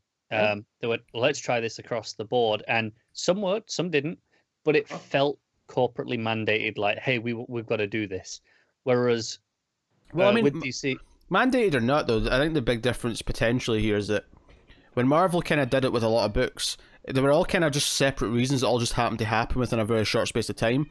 If we're actually doing something that's an event where it goes, no, something's going to happen that forces everyone to change at the same time, might not feel as weird. Do you know what? Because from what I gather from 5G, it doesn't feel like it is an event in its own right. Maybe it does, just kind of things happen, changes are made. Maybe decisions impact each other. Well, the fact that it even has a branding, though, is more cohesive than what Marvel did. It is. And I think, but this is kind of what I'm getting to is, DC's legacy, is so inbuilt to DC for decades at this point. Right. That, okay, there's fresh faces in the costumes. We're kind of used to that. Whereas in Marvel, you're not, right? That was really new for them. And then they did it kind of all at once, and it felt like, okay, too much in one go. It was branded as all new, all different. And it's like, okay, that's a little bit too on the nose, guys. But yeah, no, even just the last 35 years since Crisis on Infinite Earths, it's been a constant turnover at DC. Yeah. Even Green Lantern, right? Ollie goes away. They bring in Connor Hawke. Connor Hawke goes away. Ollie comes He's back. on about Green Arrow here, obviously, not Lantern. Yeah. But sorry, Green Arrow. And then even just Green Lantern with Hal to Kyle, and then from Kyle to the entire Corps coming back, and now the weave of them, like Me and Yeah. Pete constantly talk about how much we miss Jessica Cruz because we're not reading, you know, Yep. Justice League Odyssey. But I think that's the thing with DC. This goes back so much further than Crisis because you've got going back to like Jay into Barry, you know, Right. Hal to John Right. was before that. And that's right. And that's why I try to get in perspective to where you don't want to be that guy that's like, oh, well, no, I like the original ones. Well, it's like, well, all right, so you're a big Jay Garrick guy? You're a big, Alan Which Scott? is fine. There are people who are big fans of those characters. But they mean, like, no, it's like, well, no, I want what's mine. And I get that, because believe me, like I said earlier, this new Bendis Legion isn't my Legion, but I'm still going to read it. It doesn't feel as familiar, but comics grow and they change, and they'll always have a way of coming back to find their middle. That's the metaverse, right? That's kind of the whole point of the end of the Doomsday Clock. Yep. Yeah. So, and so when I hear the criticisms of John saying that he's just playing with Alan Moore's toys, well, no, go read the book, and then you'll see like it's a lot more than that. It is a love letter to DC Comics. Yeah. And the book, despite its delays, despite how long it took, never ever, I felt, lost momentum. Every time an issue came out, it was so exciting. Every time an issue came out, it felt like an event. Honestly, I think the only issue that was maybe somewhat disappointing was like 11, in that it felt like, okay, here's just where, it kind of in some ways felt like a recap of, okay, this is what we're up to, and this is what this book has been about. And it was still expertly crafted, but it didn't do anything new and exciting in the ways that a lot of the other issues did. Right. But I mean, it's still good. It's still real good. Yep. There's a pancake metaphor throughout. I don't know necessarily if it was a metaphor, but he had that running thing about pancakes from the first issue to the last. And it worked. So, but yeah, Doomsday Clock. What else can we say besides Gary Frank art? Fantastic. Story really comes together. I can't wait to read it all in one big chunk once it gets released. I know they just put out the first trade of the first 6, but a whole collected edition. I'm waiting for the oversized hardcover, even though I've already got all the singles. I don't want the oversized because Gary Frank's art looks goddamn gorgeous, and I want it in as best a format as possible. Mm-hmm. Yeah, they held back in that first volume for a while as well, until they knew it was, comparatively not going to be stupid long until the next one. Right. Yeah, so comparatively, it's not too far away from volume 2, but I mean, it's the sort of thing where I think you'd just rather wait and get a full 12-issue book as opposed to just 2 halves. Yeah. But hey, that's what it is. Now, Doomsday Clock was always the most exciting thing we had to talk about. We're kind of in uncharted waters now, because ever since the button in May, June 2017, all we've been talking about in terms of the most anticipated thing was Doomsday Clock. Doomsday Clock's coming in November, and then once Doomsday Clock started, it was like, okay, where's the next issue? Where's the next issue? What's the end of Doomsday Clock going to be? We're at this really weird point now in time where it's like, we don't know what the next big thing is yet, really. I mean, we know 5G exists, I think that's kind of why the Black Label books feel so important right now, is that, there are books that we kind of feel like we lost interest in, didn't deliver on the promises of previous years, Batman, Flash, for example. And, these Black Label books, while we're waiting for 5G to be the full line refresh that we're kind of hoping that gives, everything that shot in the arm, they're kind of this holdover of, we can do other stuff that just because it's not the mainline continuity, we can have some great books going until that stuff comes. Kind of feels that way right now. And I'm okay with that because there's some really great books. It doesn't have to go away once 5G hits, and it's the sort of thing that can just continue, indefinitely. No reason why not. I mean, we were referring to it a lot as the new Vertigo, and it definitely does feel like that. Just with a closer interaction with the DC universe than it has had in decades. Plus, I mean, a lot of this is, of course, because they want to have more standalone books they can sell in bookstores. This is try to shift Batman Volume 13 is a lot harder than doing a Volume 1. So part of the idea here is to have standalone books that can just be sold quite easily. Which sounds really cynical, but I mean, it works. You've got to get your new audience in somehow, and also they're also good stories, so it's okay. And they've kind of played around with that, like Aquaman of the first Kelly Sue got a renumbering to Yeah, Volume they've 1. been doing that. Even though it's issue, in the 40s. Yeah. Yeah, right? yeah. It's so they don't scare people away. Like to us, we'll Exactly. see Volume 6 or whatever it is, and don't get me wrong, there's part of me that goes, I don't want something that starts at Volume 6 on my shelf, but I could have accepted it. But I think for someone who maybe they enjoyed the Aquaman movie a lot, and they go into the bookstore and they see Aquaman Volume 1, they might read the back and see this contains issues 42 to 48, whatever it is, and be a little bit concerned. But it'll say Volume 1, which is just so clear to them that no, you are safe to read this. Yeah. Kind of like what Pete did after Batman Begins, right? Very much. Went to a bookstore and found something, I read your one. Yeah, there you go. It sounded like a good place to start. Yeah. Yep. All right, well, that was our top 10, but we have top 10 is voted for by... All right, let's see how wrong these people are. If Doomsday Clock's not number 1, I will accept 2 if Harleen's number 1. Then we're having problems, people. All right. Pete's been really unprofessional this week. Look, I'm almost done with the M&Ms, all right? I'm almost done. I've got 2 left in my hand. Right, number 10, as voted for by you guys. If this is Doomsday Clock, I swear. Number 10 is Lois Lane. Okay. Mm-hmm. Number 9 is Hawkman. Oh, good. Number 8 is Aquaman. Number 7 is Deceased. Okay. Number 6, Batman. People are wrong. Well, what was so funny about looking at these results or getting these submissions in? I was seeing clear different tastes to ours, and there were some people who more or less aligned with at least one of us in terms of their taste. Between looking at their top 5 books of the year and then looking at their artist and what their worst thing of the year was and all that stuff. But there was definitely people who it was like, no, they're still high on Tom King. Like, they're still loving what he's doing this year. Did people have Heroes in Crisis in their top books? Anyone?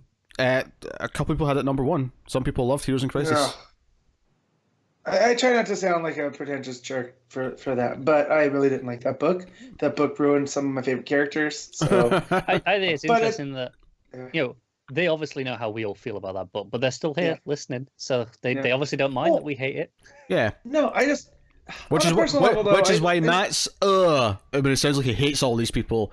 Should probably be toned down a little bit. Don't.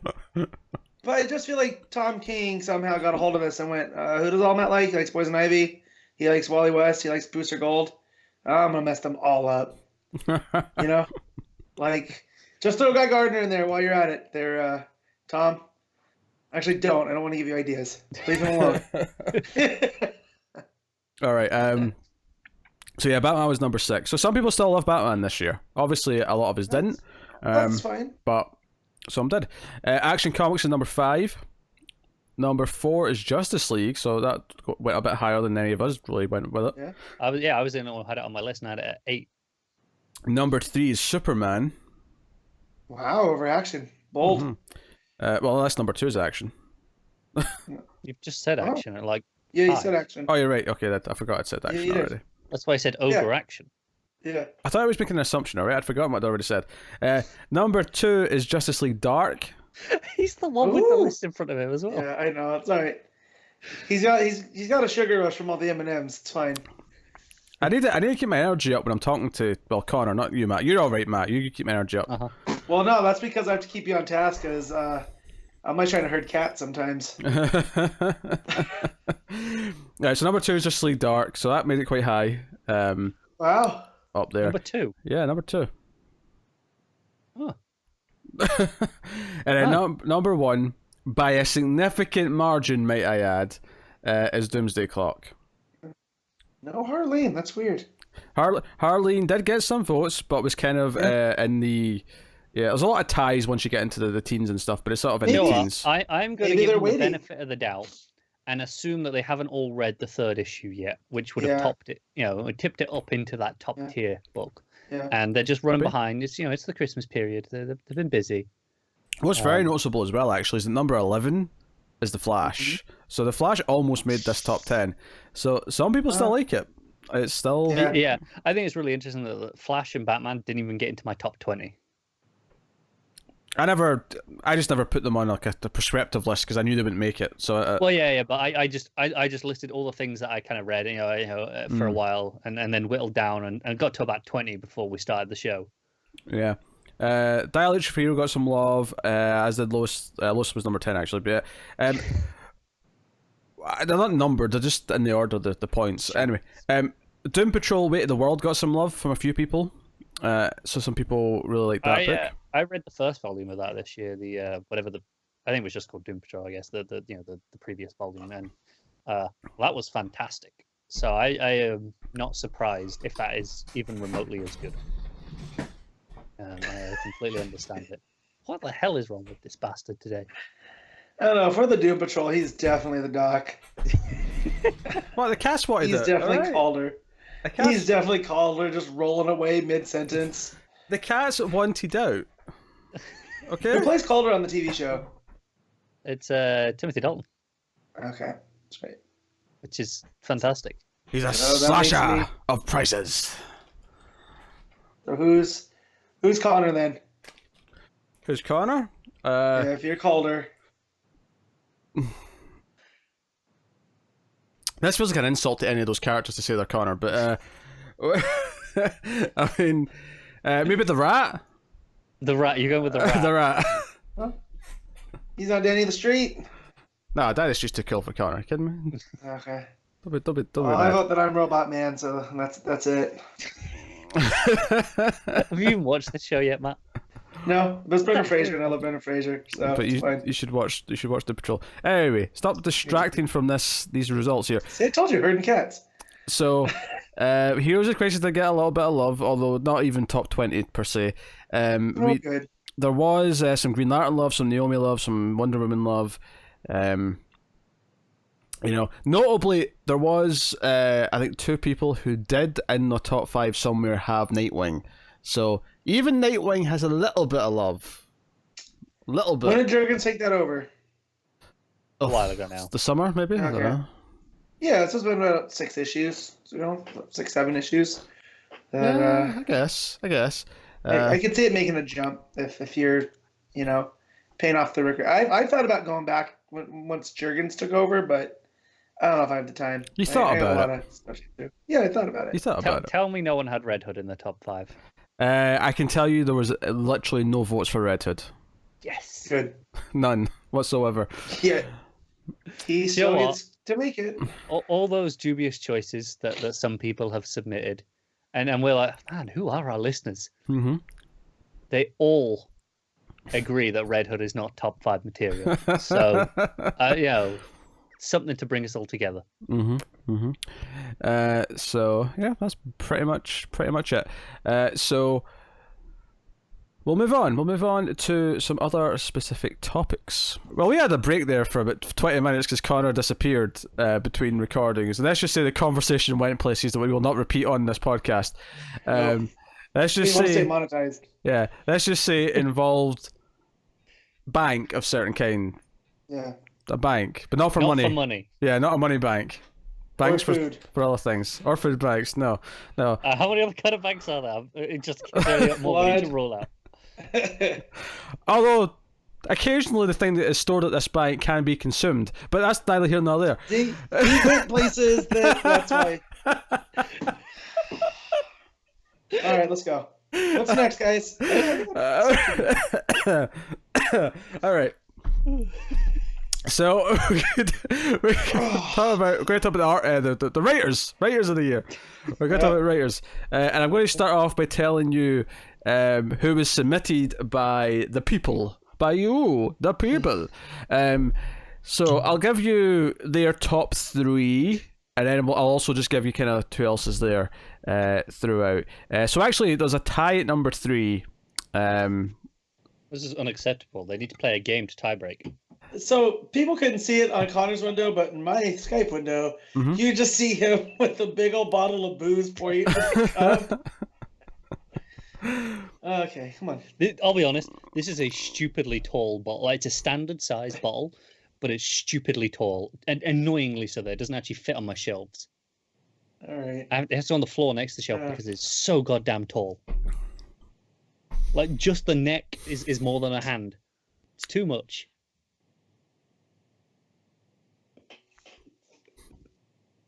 He's never looked more like an angry alcoholic in his life. Okay, so tied for number 3 on the submitted Writers of the Year. I'm really glad we warned up at the start. This would be a more relaxed show. But yes, by the audience. It was between Scott Snyder and Tom King. They tied for number 3. Okay. So again, Tom King still very much loved by a portion of the audience. Number 2 was Bendis. Oh. I hate our audience. And number 1 was Jeff Johns. Which, by the way, see the name Jeff? The name Jeff is ruined for me now because I've been watching What We Do in the Shadows, the TV show from this year, and there's a bit where Nadja, the female vampire, is like going after this guy because she believes he's the reincarnated version of her lover, who's reincarnated like every single time, and she always ends up finding him and having a love affair. So it's Hawkman. Yeah, Right. it's But- Shayer and Carter. But she keeps calling him Gregor because that's his name, and then he says, "No, my name is Jeff," and she says, "Jeff? That's like a weak ejaculation." She does this little time. She goes, Jeff.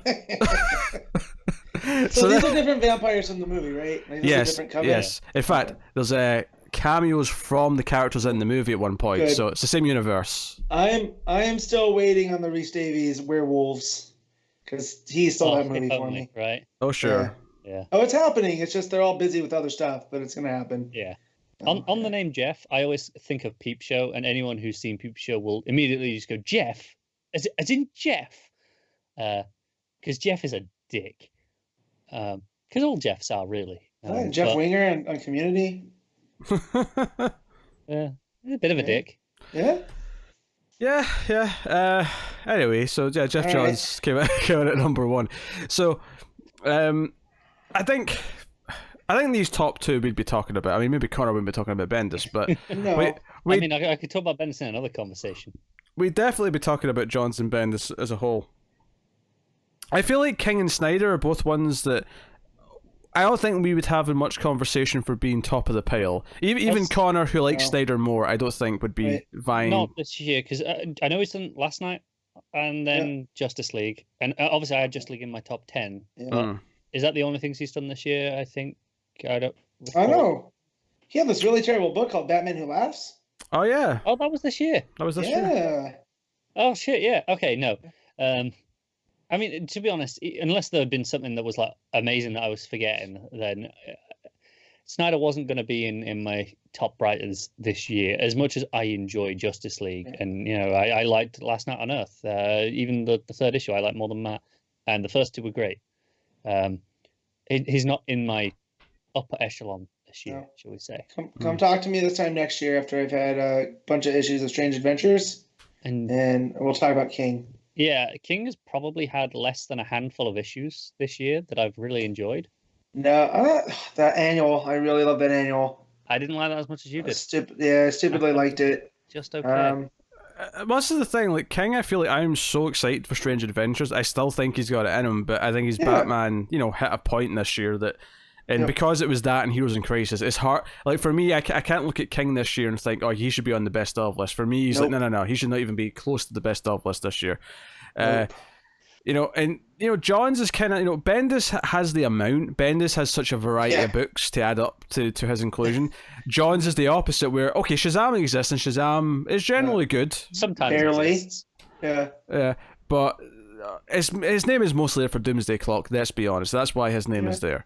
They're almost a yin and yang this year. How many issues of each did he get out this year? Because Shazam started last year, right? Because it was pretty new. Maybe not November last year. What did we just have? Issue 9 of Shazam? Maybe had 7 or 8 issues this year. Yeah. And then Doomsday Clock probably had 5. Mm-hmm. I don't actually know how many Doomsday Clock had. And then Bendis has like 4 times that. Yeah, I dread to think. Probably 12 of Action, 12 of Superman. 10 of Young Justice, 6 of Naomi. 4 of Legion, because those are 2 Millennium issues. Yeah. Yep. 6 of Event Leviathan. Yeah, There's no way it's one person. This is like Shakespeare, right? Also, that one. I mean, okay, it wasn't just him because it was a big book and he only did the Superman section, but it was the Superman one shot that was sort of teasing all the new Superman books. Yeah, but he did like half an issue's worth at least. Yeah. I'd say maybe more. Well, I don't know. You know, I have problems with Bendis, but I've never once said he doesn't put out a consistent stupid amount of work. Oh yeah, he puts in the hours. He's right in there. I bought his textbook a couple years ago that he uses when he teaches up in Oregon, thinking that they'd have the secrets of how he writes so much. They're not in there. There's a few people like Soul does a lot. Lemire pumps out so much. Yeah, Lemire does a lot, and it's mostly great. I mean, there's the odd thing from Lemire that feels a bit more lukewarm, but for the most part, it's great. Other names that were mentioned, didn't get to those top 3 slots though. Tom Taylor, of course, our Lord and Savior. He, of course, had Deceased this year and one issue of Suicide Squad and one issue of Detective Comics. And 8 issues, and I think he's on par with John's in terms of the conversation that we're having. Yeah, that's fair. I feel like next year we're going to have a lot more talk about Tom Taylor. I think. Like we didn't have enough talk about Tom Taylor. What I mean is that from this point on, we know we're going to probably have 12 months of Suicide Squad. We're going to have this sequel to Deceased, and I genuinely think there'll be another book after that. I think we're going to have a full year of, Taylor material. Yes. And I want Tom Taylor every month. So who doesn't? Twice a month even. So you know what I also noticed on our list, there wasn't a lot of double shipping books. Well, that's a lot telling. There's not a lot left though, to be fair. No, but there was. It just they feel hampered by their pace. Because there's only 3 now, right? Yeah. There's Flash, Batman, and Justice League. Yeah.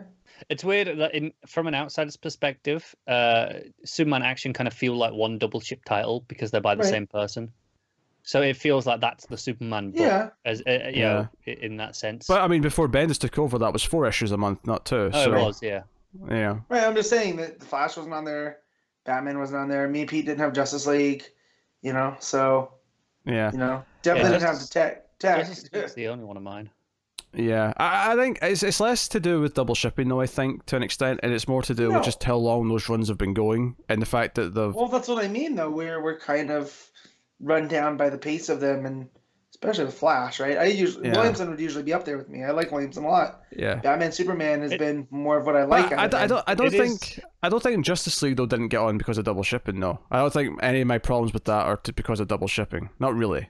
Maybe some artist problems. Maybe some artist stuff, but that's about it. Yeah. I think it's interesting that if you look at like Batman, if that had been single shipping the entire time and every issue was identical, right? It was paced the exact same. Yeah. We'd be just looking at approaching the wedding in the next few months, like next year or so. Yeah. Well, you mean from the start of Batman, or like it only ever if double shipping was never a thing we'd done in Rebirth because it was new for Rebirth. Yeah. Dark times are ahead. Yeah. the more accurate sort of comparison though would be like if it went single shipping when all the other double shipping books more or less stopped. Yeah. Because Batman and Flash are kind of the outliers, and Justice League as well. I just thought it was interesting in the sense of talking about how if double shipping has affected the pace, and and PCO, it's how far into those runs they are. If double shipping wasn't a thing, we'd be still in the good part of King's Run. We would be, yeah. Mm-hmm. But hey, it is what it is. So Tom Taylor got mentioned. Sean Murphy mentioned. Makes a lot of sense for Curse of the White Knight. James Tynion, the fourth, got mentioned. Obviously, that's what I want to bring up as kind of a dark horse in that his Justice League stuff is okay, but then there's Justice League Dark, and then a lot of the other little stuff that he worked on here and there. He just started Hell Arisen. He did one of the Dark Multiverse stories. Yeah. He is becoming. He had a great thread on Twitter this week about the writers of like his generation. Kind of they're the ones that are going to be kind of spearheading the next decade or so of comics. Well, you look at like him and Williamson. I don't know how Taylor is, but I'd throw him in that generation. I think when I say generation here, I think it's less in terms of traditional age generations and more in terms of when they're breaking into the industry and kind of getting the same amount of books at the same time. I feel that their voices are kind of similar, that these are all people that I would say loved these characters and read of a certain era of comics, and that's what informed them. You know, because I feel like there's a lot of like Tynan's Batman isn't actually that far from, you know, Williamson's or even Taylor's. Like there's still a lot of those similarities there. So, I mean, to be fair, even like Snyder's Batman, I think falls into that same area of it's inspired from a love of animated series, right? Yeah. You know, and I feel like a lot of their Batman of Snyder and onwards from there feels like, oh, these are the people who love that show, and this is kind of that take on Batman to an extent. Yeah. So but I want to throw Tynan in there for a lot of the smaller stuff that he did too. That I really enjoyed. Venditti as well. You know, me and Matt both love Hawkman. You know, you got Freedom Fighters that I know Matt's really loving into, and I do want to catch up on because I really like what I read. Yeah. Venditti. Yep. Yeah, Mark Russell get mentioned, as did Dan Jurgens. Russell's another one. Dan Jurgens is an interesting one because, to my knowledge, all he's been writing this year is his part of Nightwing and also still, believe it or not, Batman Beyond, which means that him and Williamson are the only two writers who are still in the same book that they started Rebirth with. Because now King's left Batman. King's done. Right. Is that are they the only ones left? I think so. Yeah. Wow. Yeah. How times have changed. So that was kind of the ones that the people have mentioned, and obviously we agree with some of those, and we're all going to pick our own favourite of the year once we're done talking about it. But in terms of nominating others that have not been brought up yet into the mix, which we might want to do we have some? I mean, Sejic for Harleen. It's hard because in terms of best writer, obviously we mentioned Harleen in best series. Yeah. I'm trying to think of people who have had more than just one book, really. Yeah, me too. But like that one book though is so good. No, I agree. Yeah, and so I think the way I'm approaching this to an extent is because it'd be so easy to just say, okay, what are my favourite few books? Which one do I think is the best writer? And if they write more than one book, does that give them bonus points because they're outputting more content? But the way I want to look at it is, for me at least, when I'm picking mine, is less about who wrote the best book or my favourite book this year, and more about who am I actually like excited about, you know, going forward, about their next stuff because of what they've written this year. You know, who has the most promise. That's kind of a different question. It is to an extent, but I think it's worth that sort of different way of thinking about it, because ultimately you could just easily say, okay, what was your favourite series? Okay, that's my favourite writer. Done, easy.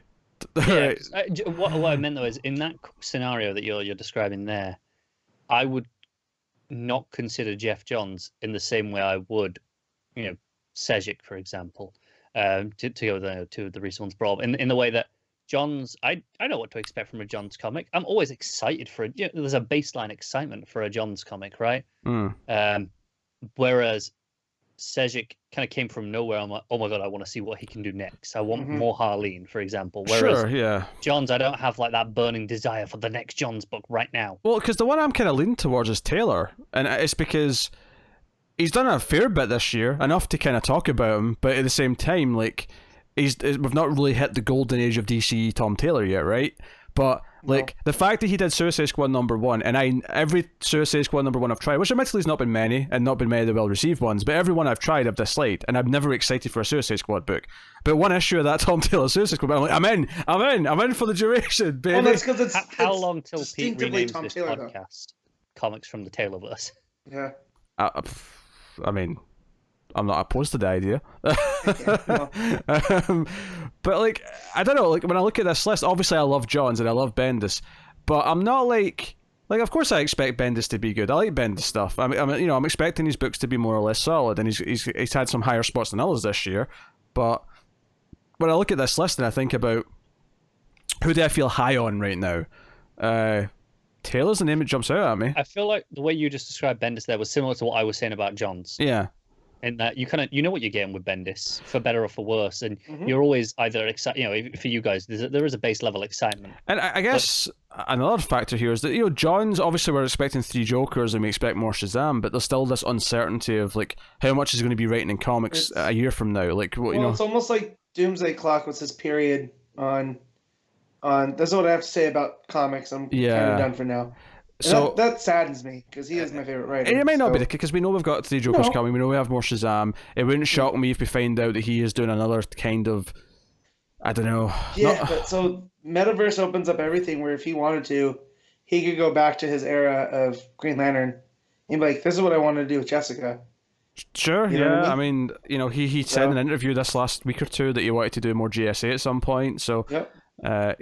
gimme. But like, I could see all that, and yeah. So if I'm saying who am I excited about right now, bizarrely, it's probably Tom Taylor, and then in second place, I mean, not that I expect any superhero stuff, but probably Joe Hill, bizarrely, because Yeah. it's such a different Hill is voice compared to a lot of the other stuff. And I'm excited for Tynion to an extent. Tynion sometimes gets bogged down a little bit by being too connected to Snyder. A lot of the stuff in Justice League it's still Snyder's Justice League. He's writing the script for maybe I a think lot of that's those why I'm issues. actually really excited for Tynion going forward because he's the one doing Batman now. He's the one going to be steering the ship. And I want to see how his Batman's going to differ from King's. How that differed from Snyder. And is it going to be more Snyderian? Right? Like. I hope not. I hope it's his own thing. Right? I hope it's more towards his Batman that he had in Tech with the other characters, but it's obviously more focused. And I think that's what it's going to be. It weirdly feels like when Loeb took over Batman to do Hush. Like, from what I've read about this, it's kind of all the stuff that he wants to do with Batman, and now he's getting to do it. Mm-hmm. So there's probably going to be a lot of fun set pieces, and maybe the story is not going to knock our socks off, but I'm excited for it. Yeah, and that's not count out some other writers who've been very consistent this year with their like DeConnick on Aquaman, for example. Yeah. Well, that's who I wanted to bring up was DeConnick, and kind of without the 2 series thing, but her one Aquaman series has been really solid from she started it. So. And then there's other writers who bounce around. Like she's only just started in Supergirl, but if you've been reading Harley and Ivy, like Jodie Hauser, like has been here doing things for a while. Yeah, at least not the last Ivy 4 or 5 months. Yeah, does she have an issue of Batgirl? She has a couple issues of Batgirl, right? I don't think so. No. No? Shoot. What else does she work on? I don't think so. Huh. Well, I do have for work on DC's and anything like her Star Wars stuff. She did the Age of the first one. What was it called? Age of Republic. Yeah. Those are all pretty good. And they're all very different. Tom Taylor did the Age of... That's so weird. Those guys ended up doing Star Wars and then DC stuff. Yeah. So are you saying Pac's coming back? If Pac wants to come back, I'm not going to be, but I don't think so. Pac's got a lot going on at Marvel. Yeah, I would love Pac back at DC. Yeah. Absolutely love it. He's doing a lot of creator-owned stuff as well, I think, at the minute, because he's very nice guy, too. Still going on. Yeah, very, very nice guy. I met him at WonderCon, and he thought he'd met me before. Very gracious. I only met him that one time. But it made me like him. He must have watched the podcast at some point. Maybe that's what I thought. See, oh man, I'm just like, see if I was like fan like picking who should be at DC and that, like I would see if you could trade like Lobdell and who else would I definitely want rid of? Literally anybody I would trade for Lobdell. Yeah, no, but let's just say you swap Lobdell out with Pac and then you swapped out, I don't know. Well. Who are you trying to get for Kelly Thompson? That's the question. Who are you willing to trade? And this is the thing. Kelly Thompson's book has to be 1 for 1. Yeah, Kelly Thompson's books keep getting cancelled in Marvel, and it's upsetting me. Like, I'm shocked DC have shown themselves willing to either from the start go, look, you're getting 12 issues. Yeah. Or they give it way longer than they deserve. Because I was looking at the Marvel solicits for March, and I was shocked to see that Captain Marvel's up to like 16. I'm like, whoa, because that is the highest number I've seen Kelly Thompson get to in a long time. Because our books keep going, 10 issues maybe. That's the thing. DC, the only book I can think of in recent times that has not been given longer than we'd expect, or wasn't just a Max Hero mini from the start, is the Lemire one recently. The Fury 5. Yeah. Where everything else, Terrifics is still every time we're like, is it the final issue yet? Catwoman, is it the final issue? Still yet? going. And they're still going, and even going back, like New Superman. How long did that keep going after you guys thought this is it? It got to the 20s. This is the last arc. Got to 24. Yeah, which is a fine run. Yeah, it's 2 years. Not bad. Yeah. Kelly Thompson on Catwoman is something I'd want to read. Kelly Thompson, Yeah, I mean, honestly, I'll take Kelly Thompson. I mean, there's a natural sort of like instinct to put her on a female character. No, I'm just looking at a book where, what book could you put her on that I would be? I'm not saying that's why you did, but I'm just saying there's a natural instinct. I think I kind of want her on a Harley book. I feel like she could be really fun. I mean, maybe give it like because we get Harley, bring back some of the people, the supporting cast who were there in the Connor and Palmiotti run, and it can kind of feel like that West Coast Avengers book. I didn't read West Coast Avengers, but give her Teen Titans. I mean, if you're telling me West Coast Avengers, and that excites me, but honestly, everything else you're saying is the least exciting thing that you could put her on for me. No, Teen Titans. Give her that oddball team, right? Mm-hmm. That Glass put in. And I feel like Kelly Thompson's more of our type of writer. Oh, probably, yeah. There's tons of stuff she could do at DC. Yeah. A Catwoman book by her, and too. I mean, Hauser's another one that. Actually, you know what? Give her a Stephanie Brown book. God damn it, she's perfect. Of course. She's perfect for Steph. And I'm the self parody. Come on, she's perfect for Steph. We never actually got to the crux of the question of who are we having to sacrifice to get Kelly Thompson? That's what I mean. Who's one for one? Morrison. Who are we trading? They could take Morrison. Morrison doesn't want to go to Marvel. Because of Grant Morrison, we'll take Kelly Thompson. He's got a no trade clause. We ain't giving up Morrison. Fine. Alfred Snyder. I mean, I wouldn't necessarily mind losing Snyder. Actually, I want to see his Crisis and get whatever this is coming up. I think that was not necessarily that I want him to be done with DC, but in the same way that Johns is taking a backseat role now, like that feels like okay, that'll be the end of Snyder's main driving point. Here's who I'm trading Snyder for. Let's become a completely different thing. Snyder for Aaron, straight up. That's a fair swap, as opposed to for Thompson. It feels a bit more one-sided. There's so many characters I want Jason Aaron to try out over at DC that he's not really gotten a chance. And now that he's done Thor, he's got Avengers, maybe something else. But I will say I like who I'm about to suggest, but I think Dan Jurgens for Kelly Thompson might be a more fair. That's not a bad trade. That's fair. Maybe a fairer. Jurgens is pretty versatile. Who do we have to sacrifice to get rid of Didio? Well, we can't do that because he's too fun to mess with. Surely you mean who would we have to take to get rid of Didio? If we're trading. No, I mean like we have to give them like 3 people as well to get rid of. So, look, just take Didio in with these others. In hockey, when they just want to get rid of somebody, they'll trade them for equipment. So it's a bag of pucks. Right? So 3 bags of pucks for Didio? Is that what you're saying? I love how talking about the best writers of the year has turned into who do we have to trade to get rid of this person or get this person from elsewhere. No, it is an interesting thing though because of these writers who we want and we want fresh. Like I feel like Tynan's fresh on Batman, right? Mm-hmm. And what are some other that are coming up? Like we still don't know where Snyder's going exactly after Justice League. It's his Crisis, right? It's going to be his Crisis. It's Crisis, yeah. Yeah, but still, there's other thing. Venditti's going to Justice League. That's pretty cool. Like, I want to see what he's going to do there. Yeah, I think what this boils down to, we're saying, who do we need to trade? It's not that, these are people that we really disliked for the most part. It's more that we're excited by what these creators are doing in other companies, and we want to see them over here in our home turf. Yes. Exactly. Because if Kelly Thompson can make me give a shit about Gwenpool, I'm pretty confident she's going to do a good job. And you still think she's not perfect for Harley Quinn? I'd still rather she on other things, though. Why not both? She can do both. 3 books. I don't really care if I'm reading Harley Quinn, though. That's my thing. I don't feel the need to read Harley Quinn. We can have people I don't like in Harley Quinn because I don't care if I'm reading Harley Quinn. I'm not disappointed if I'm not reading Harley Quinn. Whereas I like if you put someone I really like, because I love Jodie Hauser, but she's on a Harley and Ivy book and it's wasn't for me. That's what it is. You're a terrible person. All right, well, is there any other names people want to put forward for best writer of the year? I don't think so. Yeah, I got all mine out. Sure. Okay, what are you picking then, Matt? Who's your writer of the year? I mean, it's easy to say Johns, right? Just because of Doomsday Clock, but I feel like just because of volume, I have to give it to Bendis. I mean, look at my list. Yeah. feel like... Oh, were you waiting a response of some kind? Well, yeah, I was waiting for someone else to say something because you asked me. I said Bendis. All right, so you finished. Oh, right. Yeah. He did say. I thought I was waiting for Pete to Yeah. All right, fine. move us on.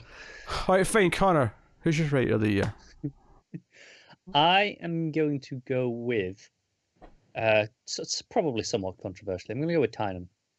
In that I've really enjoyed the majority of his output this year, and I'm really looking forward to him kind of spearheading more things next year. Yeah, I was this close, Connor, to saying Tynan. That's why I brought him up. Yeah. But yeah. Yeah. Yeah, I'm going to go with Taylor, and the reason why I'm going to go with Taylor Of is course. because no, this is the thing. The easy answer would be John's. The easier answer would be Bendis, right? I'm going with Taylor because I got excited every time he was doing one issue of something. Right? When we got to when we found out he was in Detectives, we're reading that issue of Detective because all of a sudden it's a Tom Taylor issue. And did it disappoint? No, it didn't. We left that, and I think at least one of us admitted we were crying by the end of the issue. Yeah. But I cried at a lot of things. Yeah. I'm emotionally unstable.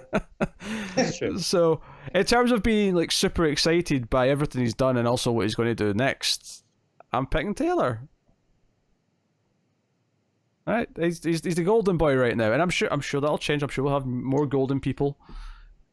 Yeah, I'm really seeing this comics from the Taylorverse coming. That's what next week when you come back to this show and it's 2020, we're gonna have a rebrand and Pete's just not gonna tell any of us. Yeah, I mean, I had no intention of doing this, but you brought up so many. I might even do a fake version of the overlay to put it on top. But yes, okay. So that's the best writers. So we went best artist of the year. I feel like there's a lot more in contention for artist.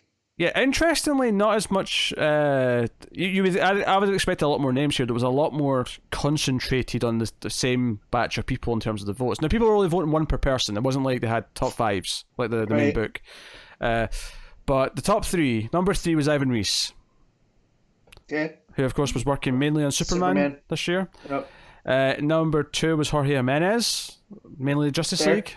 Yeah. Like Jimenez. And then number 1 was Gary Frank, obviously Doomsday Clock. Yeah, well, yeah. So the only one that really, I'm surprised that Jimenez is quite as high as he is. I guess there's part of that is the volume of people reading Justice League helps. I'm surprised to see Ivan Reis as high as. Don't get me wrong, he's a really good, solid artist, but I'm surprised to see him in a top 3. Well, he's throwback to that pre-Flashpoint era too. Yeah, sure. The rest of these are no particular order, the rest of them, but also mentioned Jamal Campbell, which obviously we praised Naomi heavily in obviously the first 2 issues of First Sector. Sejic, of course, a name we always expect. Manipul brought up. I feel like Manipul, I don't know if he did anything. Manipul had a light year. Yeah, I don't feel like there wasn't a lot of Manipul. I don't feel like he did anything notable this year. I feel like this is just a couple issues of Justice League, right? This is just a holdover because people remember liking Manipul, I feel. Yeah, even I who love Manipul wouldn't say Manipul this year.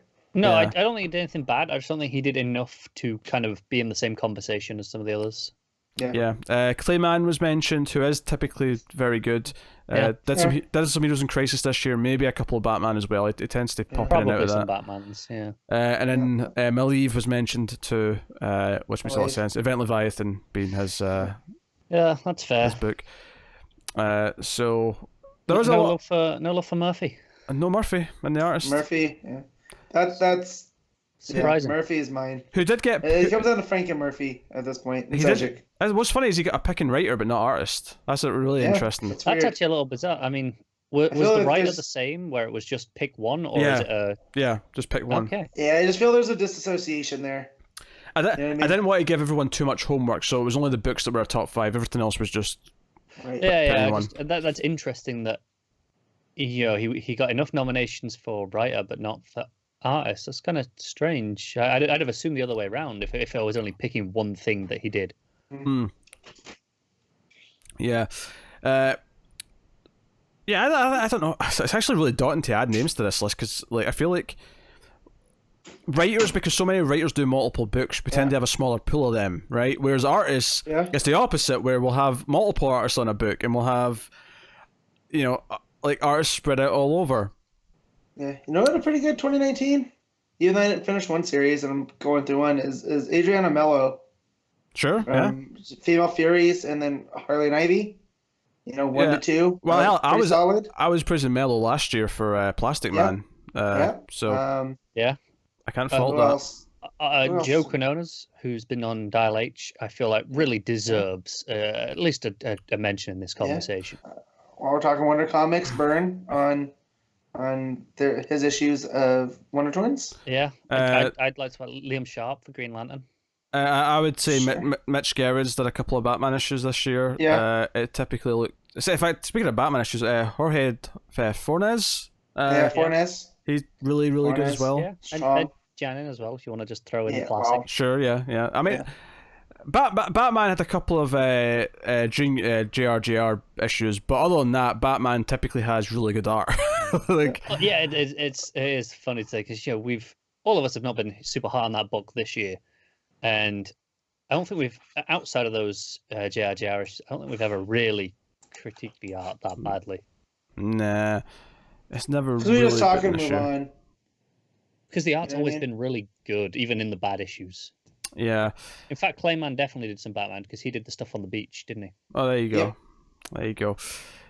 So, no, a lot of good stuff. Trying to think Sure. of the Action Comics issues that I really liked. May have been Epting. There was Epting issues this year, right? Yeah, it could have been empty because there was some Thorn stuff that was super like And- heavily shadow. You know what I mean? There's any of the Hill House artists, Yeah. Leo Max maybe. Oh yeah, sure. Yeah, Leo Max, very good. But probably my favorite art of the Hell House book so far, actually. Kudransky from Action Comics. Oh, Kudransky Oh, was okay. good. Yeah, Kudransky. Kudransky was good. It's tough. I mean, I'll go first here. I mean, if I'm picking one, like, for me, it comes down to two names. It comes down to Cedric and Frank. Like that's who it comes down to in my head. Yeah. It for me, it's those two plus Murphy. And I think Cedric has such a unique looking style. It's such a expressive style. Very pleasing The to look fact at. that he was able to put out that book at the schedule that it came out at is amazing. Yeah, even with the last issue being delayed. Yeah. Who cares? Yeah, by like a couple of weeks compared to some of Yeah. the other delays that we have for art, that was nothing. Yeah. But ultimately, Frank on Doomsday Clock was like every time I read that book, it was like I said, it was an event, and part of that event was the art. Every single thing felt like it was like the next epic chapter in this saga, this story that felt important, and the art was really imperative in making it feel that important. It was everyone from Superman, who's obviously one of the most important characters, all the way down to like Saturn Girl, and all the way down to Carver Coleman, and all this stuff, Mime and Marionette. Like so much of it just like There's not a bad panel. It's every panel is flawless. Every page is flawless. Every issue in its pacing. yeah. is And flawless. honestly, if we're going to talk about delays being worth it, then you look at how flawless the art is in that book. And I know it wasn't just the art delaying it; it was also John's busy schedule. But Right. if that's what you get when you delay the book that often, then I guess Honestly, and look Doomsday how- Clock is one of those rare examples of when a delay didn't even hurt the book. Like often delays, even if you like a book, delays can hurt the momentum. You'd be like, oh, okay, I guess this is still coming out. Doomsday Clock never felt like that. It always No, felt but and special. look how he made the delay work for him. That it's the new Legion, right at the end of issue 12, right? Yeah. It's not so yeah. Like if that had come out a year before, like who knows what we get? To be honest, is- I suspect it probably would have been the same Legion, and then they'd have used that in the new book, like this new one. Assuming know, though. I mean, I guess it depends who kind of had the change. Was it Bendis who was like, "This is the Legion I want," Right. or was it more, he'd have just ran with whatever was set Right. up within Doomsday Clock? We'll never know, probably. I mean, Yeah. honestly, that stuff at the end of Doomsday Clock was kind of was the first time it really felt like there was some conversation between Johns and other writers and DC editorial about syncing things up. Up until Yeah, then, it 'cause felt like it was on its own little world. Up until The Well, ending. because you had that little in like what issue 5 or 6 about when the villains are getting together Mm. and they're talking about the stuff that happened at Sanctuary, and that was kind of it. Everything else, Doomsday Clock feels very standalone. Yeah. Well, I mean, In that. forgetting the idea that at the end of the book, Alfred was still alive and John was still 10. You know, like there was things that just didn't line up anymore. Right. But I mean, that's a mess to sort out in the coming months with new books and new events and Someone crisis. else's problem. Yeah. So yeah, I guess I'm picking Frank. I guess that's what I'm saying. Yeah. Ultimately. Me too. As much as I want to pick Murphy or Sejic, I love that Sejic IV piece from the last issue. But yeah, no, it's Frank. In that case, I don't feel bad about going with Frank. I know Matt was hinting at like a few minutes ago that he might be going Murphy, and if he'd done that, I probably would have gone with Sejic just to represent the trinity of all three. Yeah, I'd have like screw it. I'd have gone just like they all get the representation that way. But it's Frank if I'm coming down to it ultimately. Well, if we're being frank, and we clearly are, then Gary Frank is the best artist of the year. Bloody hate you sometimes. See what you're driving me to. Keep drinking that booze, you filthy ginger. Keep drinking that booze. So the next thing I asked about in the voting form, with very little context, might I add, it was just worst thing of the year. Now that could be a book, it could be a writer, it could be an announcement, it could be a general creative choice, anything. It could be anything, right? And what's interesting is we still got multiple, and again, this was just one per person, and we somehow still got enough of the same ones to have a top 3. Can me and Matt try and guess a couple? I'll tell you what, there's 10 things on this list, right? Oh my God. Let's see if we can get any. Right. 1, I'm going with the treatment of Wally West. Yeah. Just, is it on the list? Not really. Heroes in Crisis, though. Yeah, I can see you arguing that that's what that means, but Heroes in Crisis is number 3. That's the number 3 most hated So thing. they loved it, but they also hated it. So I love you guys. Well, it's different people, right? So the people who voted for Harvey this, Dent. the people who voted for this being the worst were clearly not the same people as who voted it as their favorite of the year. Right. Yeah. You know, different people, but And okay, this one is more of a hopeful guess than actually expecting it. Uh-huh. But Red Hood, no Red Hood. Sorry. Nightwing, just the ongoing tragedy that is Nightwing. I've titled it Rick Grayson, but yes, that's number 1. Rick Grayson's Grayson pretty and bad. the continuation of Rick Grayson and or the memory loss or lack there, like all that stuff. That whole saga is number 1. And what pisses me off is there was no reason for it. There's not even any payoff in Batman. Like we get to the last part of King's, and there's no payoff. Do you know what? In There's terms just- of not having reason for things, it's a slight tangent. Pete missed my rant in the Facebook thread about there not being a reason for one of the big reveals in the Star Wars movie, and I feel like he would have appreciated my anger on that. Oh, I turned off my notifications of that Star Wars thread. It was do you know what? It Don't go is into spoilery, it. We don't have to but talk I'm going to about tell it. you about it. All right, fine. 'cause you would have appreciated it. So yeah, Rick Grayson, and I mean at this point I'm not even sure if it was King's choice to do that to Nightwing or if it was an editorial thing because Probably Didio because he hates him. because I used to think it was King's choice because he wanted to have him in a bad place and then he'd fix it by the end. But because it's not even came up again, I'm like, well, surely it was Didio or someone high up who's like, hey, let's do But this. even then, all that KGB story did was set up that Dick Grayson wasn't around and tell that terrible Russian story that Bruce loved about the animals. He's been forgotten. You know? He's literally been forgotten since since he lost his memory in the main Batman book. Anyway, so you've guessed Heroes of Crisis. You've guessed Rick Grayson. Come on. Number 2 be Terrible things that happened this year. Is number 2 a book or a circumstantial thing? It's a book. It's a book. Okay, what's one of the worst books this year? The problem is we don't read the worst books, so You both read this book. Nightmares? You both read this Was book. Nightmares? Yeah. we both No. read this book. Last Night on Earth. Nope. Hang on. When you say you both read this book, you don't read it. I never said that. I said you both read this book. Damn it. Right, so when was Nightmares? Was Nightmares 2019? Or was it 2018? No, Nightmares was this year. Yes. Okay, Batman Yeah, in I was general, like- I suppose then. Yeah, Batman. Yeah. Batman's number 2. Yeah. Yeah, I was gonna say, yeah. Yeah. Not specifically Nightmares, though, just Batman in general. But yeah, no, I get it. So, yeah, some people were livid, because some people added like an extra comment. It wasn't just like Batman. It said, Batman, it's been shit since Nightmares, or something like that. You know, there was a variety of those. So you got the top 3. Would you care to have any more guesses as to what the rest, unsorted list is? Flash.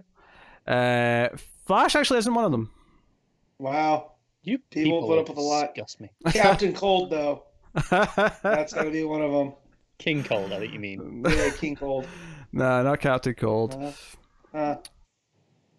Just flash forward. No, because people are actually... Well, here's the weird thing. You've said Red Hood and you've said Flash Forward. Neither of those is there, but there's something that ties them both together that's there. He who shall not be named. Yes, Scott Lobdell is one of the most hated things of the year. Yes. Fair enough. Do you know what? It's like, I'm thinking people must hate this thing. People must hate. You combine them both, and they hate them so much more. We have Voltron of 8. Oh dear. I'll give you a couple of them I don't think you're going to get. The cancellation of Doom Patrol book was one that was brought up a couple of times. Sure. Teen Titans was put in. Just I'm interested. The Doom Patrol, from everything I read, didn't feel like a cancellation in the traditional sense of low numbers. DC cutting it. It felt like Way's schedule got really busy, and he was like, "Yeah, okay." Well, regardless of the reason, it's stopping. It is, yeah, and I just I think cancellation generally puts the blame on the publisher, and I'm not sure that is entirely the case. Well, okay, in this case, it's the writer who cancelled it, but cancelled all the same. I would say Doom Patrol's ending rather than cancellation. So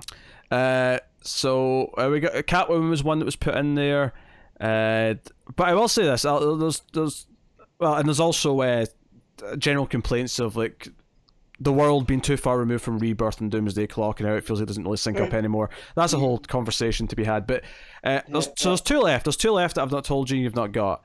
One is a writer, and one's You're the Villain. Good, Matt. Good job. Yeah. You're the Villain, and I actually do kind of agree, because this is the thing. I hate Rick Grayson. I don't think Batman's been good.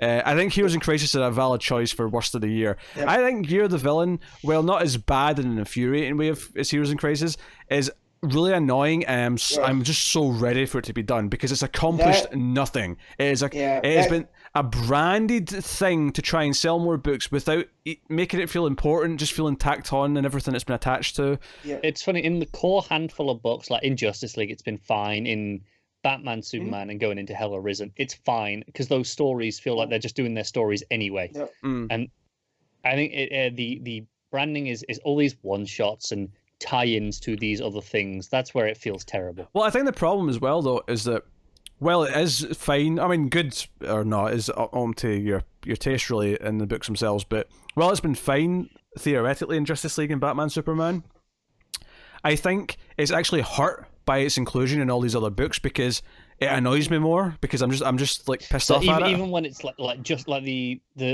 Doom symbol, right? For example, I think that's come to symbolize the Year of the Villain, right? This Doom symbol. And I don't blame Justice League for having this symbol, because that feels like if you take away any of the branding, that would always have happened. Oh, sure. The problem is, though, is that by the time we're getting to these later stages of the story, or Batman, Superman, where you've got Batman, I'm just sick of seeing everything. I'm sick of seeing Batman Who Laughs. I'm sick of Apex Lex. I'm sick of all this stuff. That Garrett's epilogue that was completely superfluous. Oh yeah. In that issue of Batman. How many? That sums it up for me.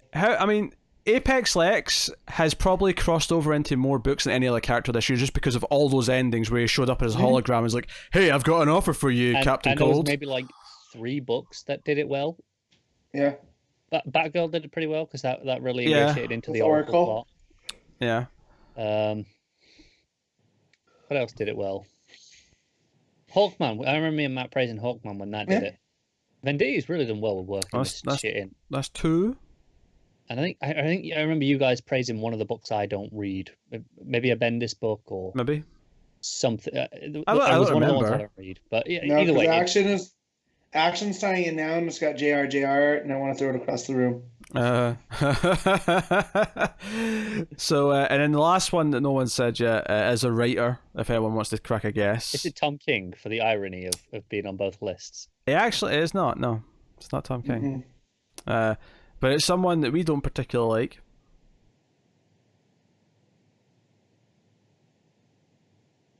It's not a lot of people I don't like. That all of us don't like, and it's not Yeah. Lobdell. All of us. Yeah. Is it Frank Miller? No, it's not Frank Miller. No. Yeah. No. More current than Frank Miller. More currently working on books. I'm trying to think what books there are that it's a lot harder to think of books you don't read because you kind of just forget. Oh, Tomasi on Tech. No, it's not Tomasi. Because I'd still say I Shoot. like Tomasi overall. Just don't like that book. Well, shoot, I'm out of options. I'll tell you, Steve Orlando. Oh yeah. Yeah. We. Do you know what?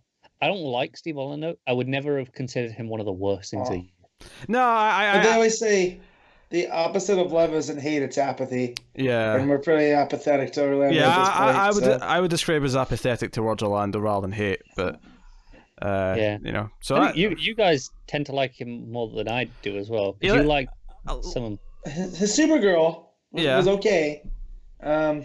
Yeah, but you However- guys liked his crossover with Shadow. Was that one he did? Oh, Batman Shadow Yeah, was he- alright, yeah. Yeah. Well, also, yeah.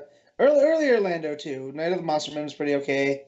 Batwoman I am pretty okay. I am still pissed about that last Supergirl issue though, where he just used it to advertise his next book that got cancelled after 6 issues, and I don't even think it got a trade because it was so poorly received.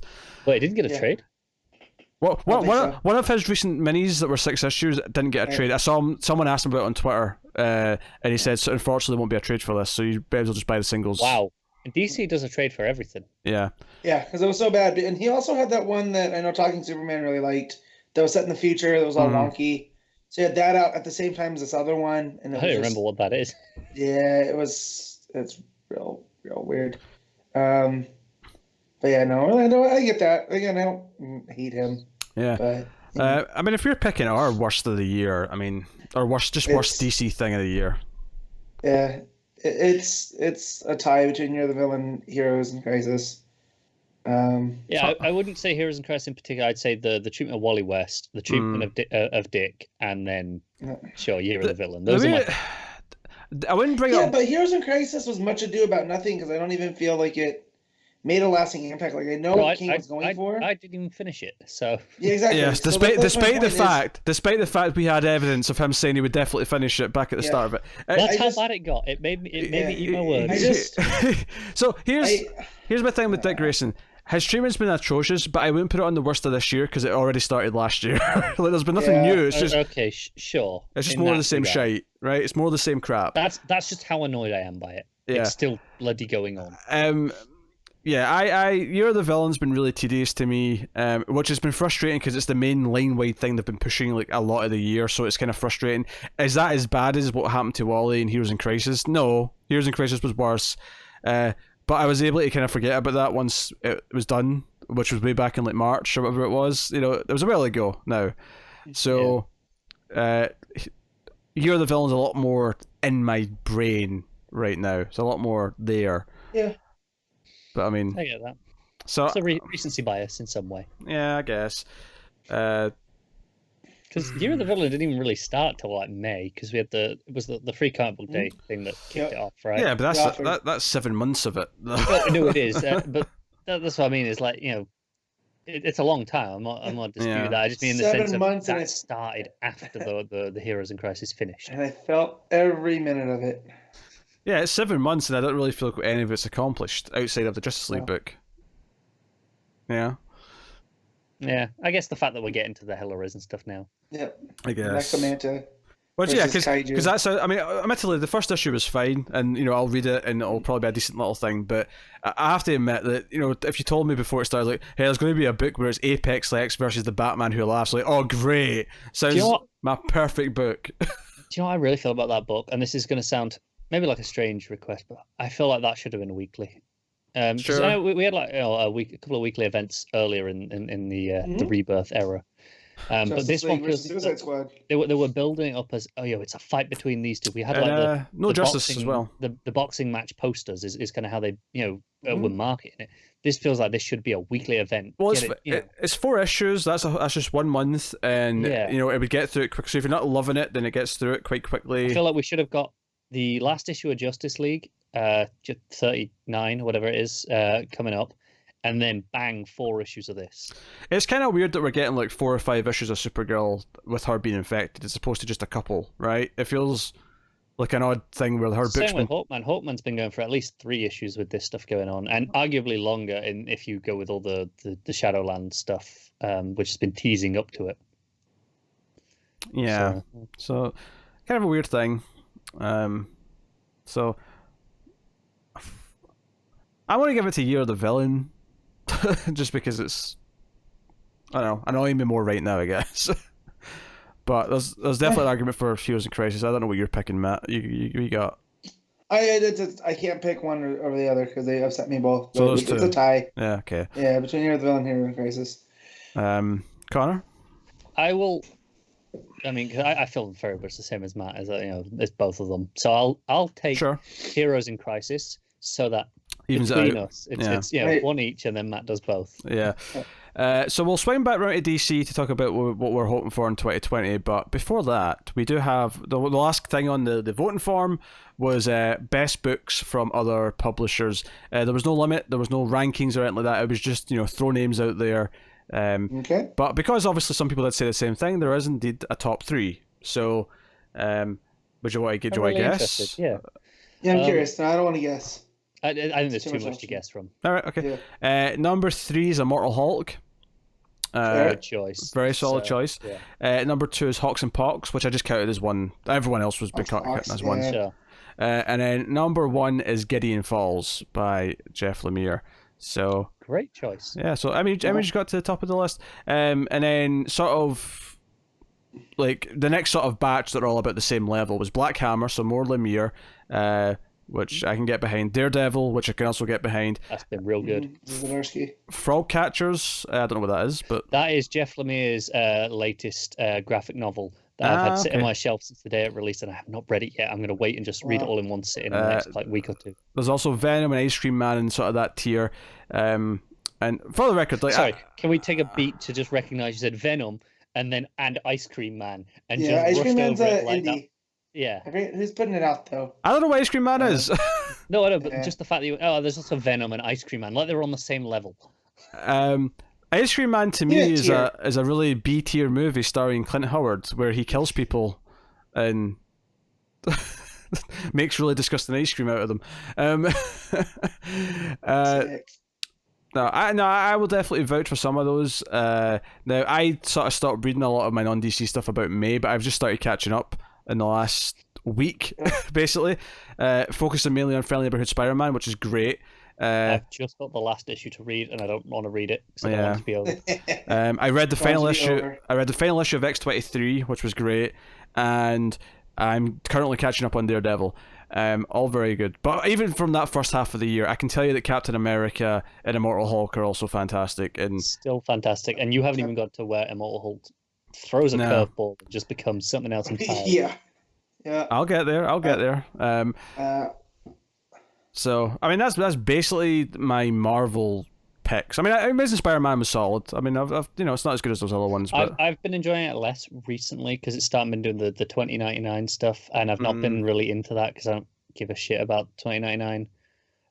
Which is weird because that's where Gleason came onto the book as well, and I'm like, oh, Gleason, and then I read it and I'm like, yeah, Gleason's great. I mean, I get why they're doing a lot of 2099 stuff right now because it's both 80 years since Marvel started and it's 80 years until 2099. So I get it. They've got a lot of reasons right now to do 2099 stuff. I get it, but so I mean that's basically my Marvel stuff that I would throw in there. Obviously, Black Hammer, I would absolutely champion. Which I also need to catch up. I've not read any of Justice League Black Hammer. I'll do that soon when I've caught up in Age of Doom. But I mean, other than that, I mean, I would shout Buffy, which started just at the start of the year. With Bel-Air. You're not up to date on that, are you? No, I've read the first trade basically. Yeah. So, Buffy's been great. and then Angel started, and they did the Hellmouth crossover, which I think is still going That's on. still, Actually. yeah, because I wasn't actually. I actually, when I was looking up to catch up, I noticed that it's actually a separate event series as well. It's not just those It two is, books. Yeah, it's its own separate mini, and there was a big one shot beforehand. I can't remember what it was called. Didn't tie in directly to Hellmouth or anything, but it was like basically it was like, here are like 3 short stories with different Slayers throughout the ages. Oh, cool. But it was, a part of the overall tapestry. I would include it in those books for sure. Yeah, and I know tangentially to that, I'd also throw in the Boom Firefly book by Greg Pak, who we've been talking about, which I've loved what I've read of that so far. On Greg Pak, Ronin Island is phenomenal. I've read a little bit of that too. Yeah, it's only gotten better. That's good. That's good. Matt, you got other ones you want to throw in here? Yeah. I got War of the Realms. Aaron doing big, things over there. Yeah. Some of those tie-ins were really good too. I read everything, so I can't help myself. Me Tom too. Taylor had a Strike Force book where he got to write Iron Fist, and I think Iron Fist, Wolverine, Captain America, and Spider-Man. Yeah, I think so. Oh, yeah, I was thinking Spidey was in that one. Yeah.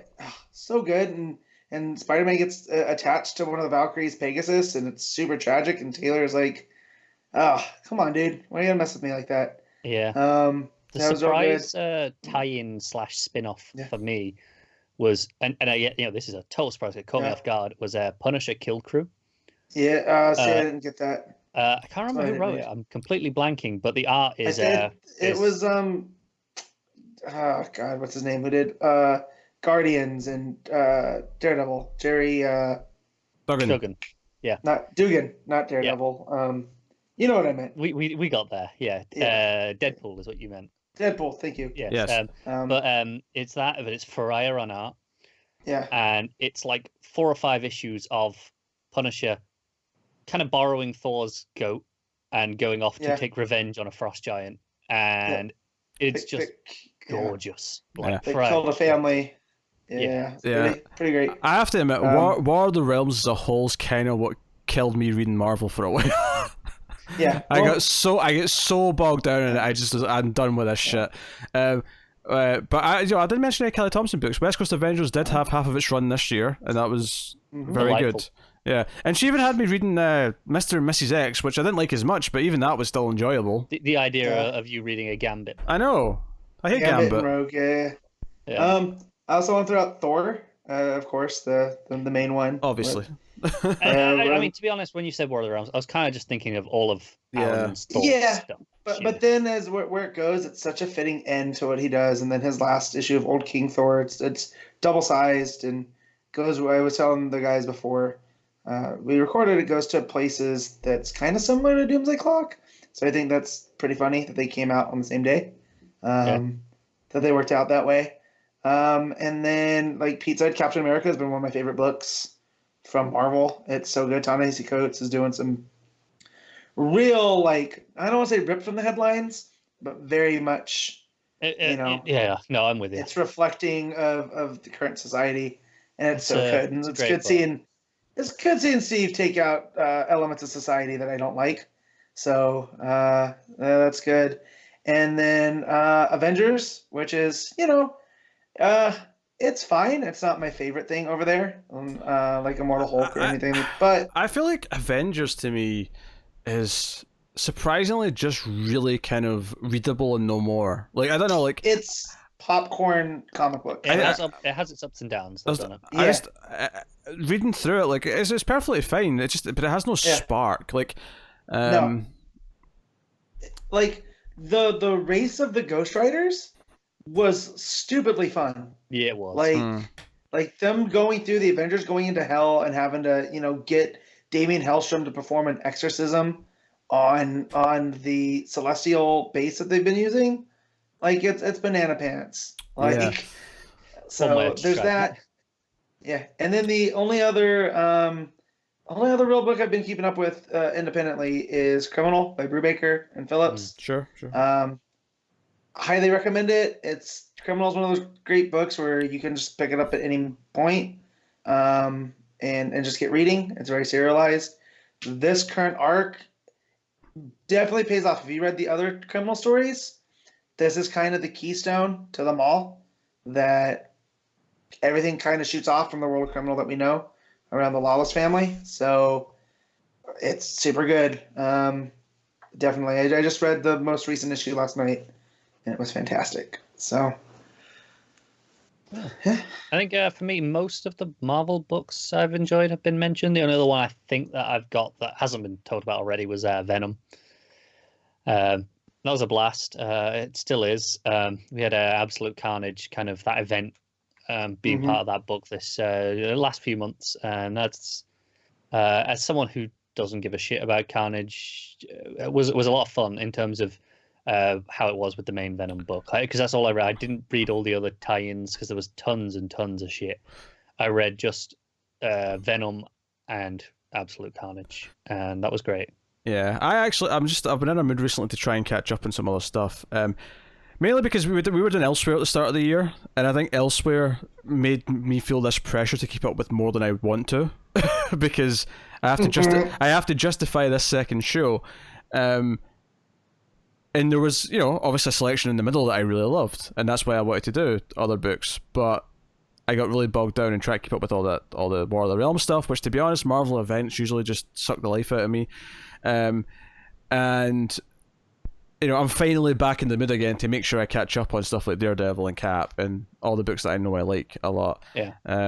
So, and looking forward, because I was looking at the solicits for March today just to see if there was anything coming up that I wanted to read, and I think there was one or two new books, but it wasn't many. So I'm going to try and keep it manageable level, but I do want to try and keep up with a handful of books from Marvel and Buffy and Angel and that sort of stuff once I get caught up. Because honestly, what is probably my favorite comic of all time ended this year, and that is The Wicked and the Divine. It had its the last issue, I think it was about 45, 46, whatever it was, and it's had that a bunch of specials. It's probably about 50 or so issues in total, maybe slightly over. And yeah, it was a perfect ending for what the book was, and it was fantastic, because now you can safely recommend, here, read this entire book. It's fantastic. I love it. It really is one of my favorite books of all time. And then obviously, other Gillen stuff like Die and Once and Future, been digging those because of course I do. I mean, I gave Die a try. Yeah. One for me. I'm really looking forward to McKelvey has got his own book starting next year. I'm blanking on the name now, but it's he's doing a sci-fi book in space. Where he's writing it himself for the it's like the first thing he's written in like a decade. So I'm really excited to check that out because he's just one of my favorite artists. So I'm going to read through all the other books that were mentioned in this section. So if there's any what particular one you want to talk about at the end, just keep them in mind. So sort of these are in no particular order. They all had about an equal number of votes. Thor, Conan, Die, Amazing Spider-Man, Friendly Neighborhood Spider-Man, Once and Future, Kill or Be Killed, Manifest Destiny, Teenage Mutant Ninja Turtles Ongoing, which is another one that I need to catch up on. I've read like 60 issues out of 100. I can see Matt doing that there, and he's wondering the same thing as I am. Was Kill or Be Killed still this year? Yeah, no, that ended 2018 maybe not. Because I couldn't check everyone manually. I'm gonna check. I saw his face and I'm like, there was a gap. Well, we got to fact check the audience. They there need you to go. be held to a high standard. The And I audience love could be Kill or wrong. Be Killed. It was. I'm looking forward to some kind of adaptation of it one day. Well, there's some more though. Jughead. No, yeah, it ended in June 2018. Well, here's some more then. So- Jughead, The Hunger, Undiscovered Country, Something's Killing the Children. That's tying in the fourth, that one, I think. I'm waiting for that to be collected and trade. Black Cat, Spider-Man Life Story, Saga, although there wasn't much Saga this year, I don't think, either. That went on hiatus. Maybe it had an issue or two at the start of the year, but there wasn't much of it. Brubaker did say at the end of The Last Criminal that he hates what's his name? The Saga guy? Vaughn? Vaughn, yeah. They're friends, but he read the last issue that was printed of Saga, and he goes, "I hate you now. You know what you did." So apparently that's a ringing endorsement from Ed Brubaker. More on that story later, hopefully. Monstrous, Outer Darkness. I actually tried Outer Darkness, and it was not bad from what I read. The art wasn't really to my taste, but The story was solid. Criminals mentioned, and then Invisible Woman. I think Invisible Woman was Kelly Thompson, actually. I think that was a mini she was doing this back Was half it? of the I year. read the first issue of that, and I thought it was really mediocre. Maybe that wasn't that. Yeah. I'm sure Thompson was doing a mini like that, though. Like, after I stopped reading for a while. You think of the Jessica Jones thing she did, maybe? Nah. I knew she was doing that already, because she's doing another one. She's doing like a sequel. I just know Invisible Woman had those had a lot of variants. Well, that's Marvel in a nutshell, isn't it? Yeah, but like it was over amount for like I'm glad Susan Storm's getting a lot of attention, but it just seems like there was, No, there was Invisible Woman overkill. was Wade. The good news about Hickman driving the X-Men for this like last He's staying half a away year. from our stuff. Well, not so much that. No, I mean that's good too. But the good news about Hickman being on the X-Men for this last half year is it's an entire section of Marvel that I don't have to worry about catching up on. So that's convenient. There's no pressure to even think about it. Nope, I don't have to think about it at all. I've got a list of about half dozen books. I've got Cap, Daredevil, Mortal Hulk,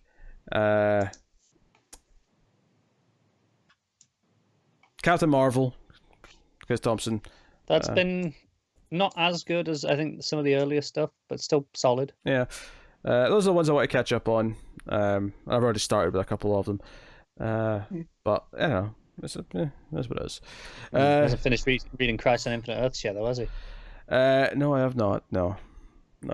To be fair, like it says there makes a snide remark. He's literally not even brought it up to me since the last time we did an episode. So he could whinge about it all he wants, but it's not like he's nagging at me in between recordings either. Well, that's because I've already finished it like 3 weeks ago now. I'm just kind of waiting on you. He'll get done, all right. The middle strike me.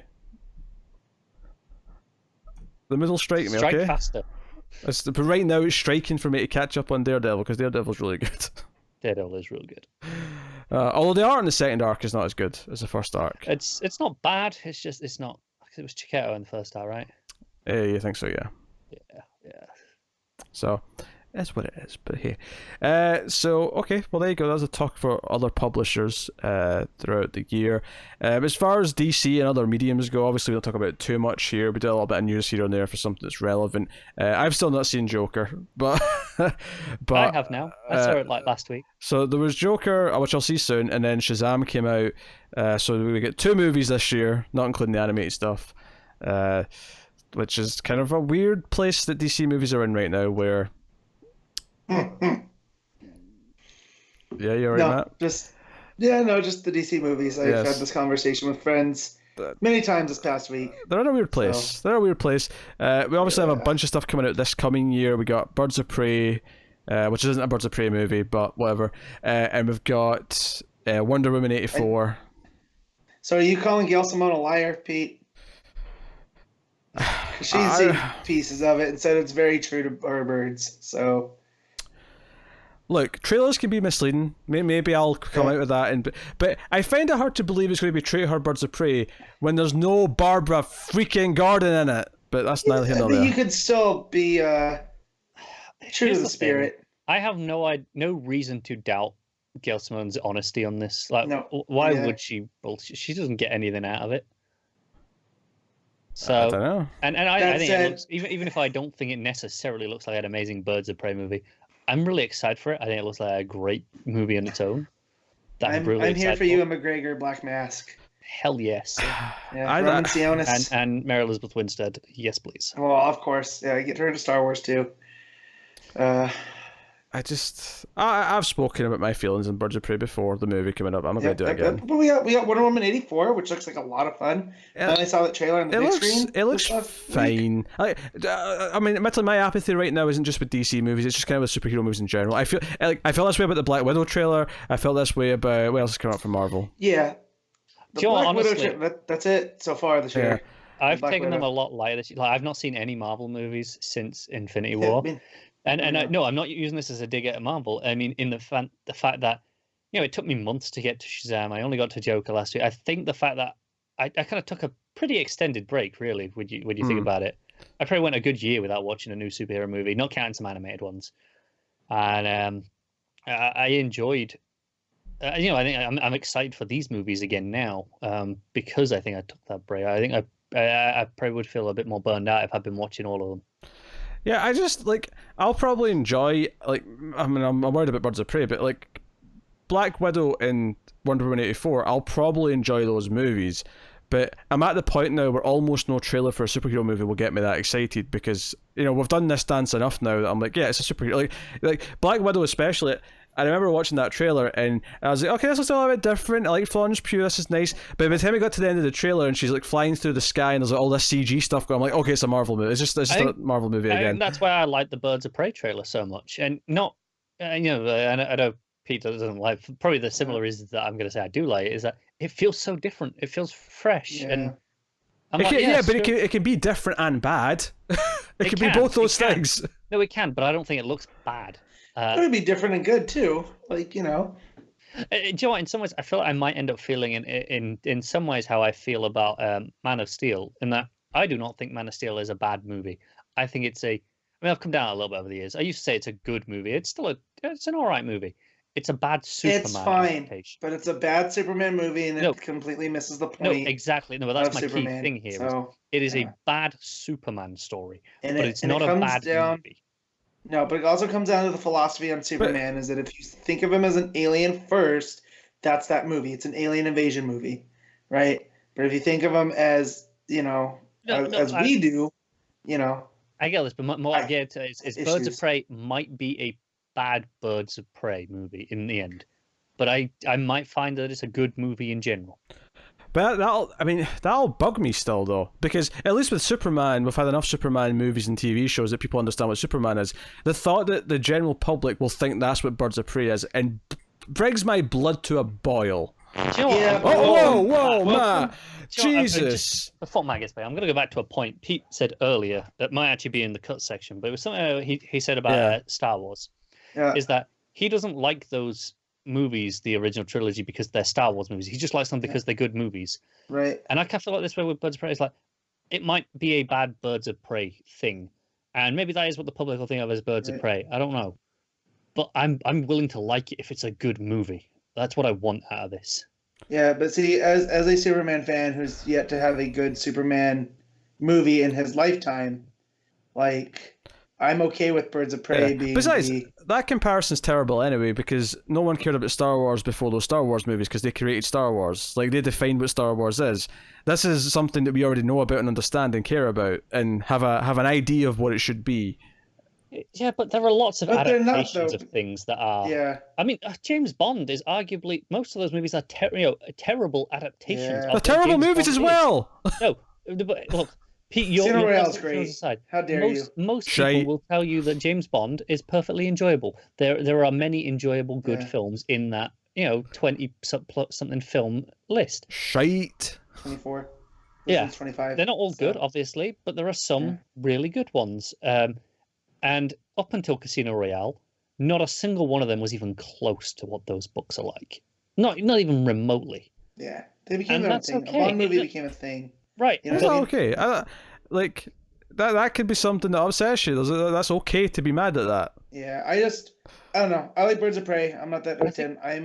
I'm okay with that because I don't know. They're so low key that this is what the general public think. I mean, look at they rebounded fine after that terrible CW show, and that was closer to what you want. So, well, did they rebound? What define rebounding, Matt? They're getting a movie, right? So, the public consciousness is enough that nearly 20 years later, how is that rebounding just fine? I don't know, man. I'm just saying. Here's the thing of going back to my Bond analogy, and you saying, well, there are people mad about that.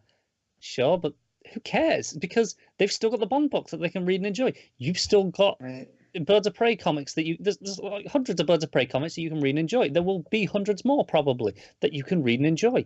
If you don't like this movie, so what? What I have a bigger issue with this is people telling me I don't understand Superman because of me not liking Man of Steel and BVS and Justice League. But I know what I mean? This line of thinking is annoying to me because you're saying the movie can be different and that can be okay, but I don't want a different movie. This is the same problem I have with Batman v Superman. I don't want some different take in this. I want a representation of that friendship on screen that I recognize and love for all the reasons why I love it. I want a Birds of Prey where it's a friendship between Babs and Dinah. I want, or even just forgetting the Birds of Prey part of it, Cassandra Cain in the trailer already has more lines than she should in the whole movie, and I don't want any part of it. I feel like Pete's being a gatekeeper for Birds of Prey, Connor. I think he is, yeah. Him saying, I hate that this is what the public will think of as Birds of Prey. Yeah. So what? Maybe this will get people into Birds of Prey. Maybe if this is a good movie but it's different, people will go, I like Birds of Prey now, let me find more. And then they'll fall in love with a different version of Birds of Prey. I understand that, but I also disagree with it because of what I said about Superman. Because of Man of Steel. Because I've had this argument with people. And it's why I try not to have conversations like this. Star Wars and now Superman / any of the Snyder things, I just stay away from unless I know the person personally. I don't even, because I can't. It's not worth my time.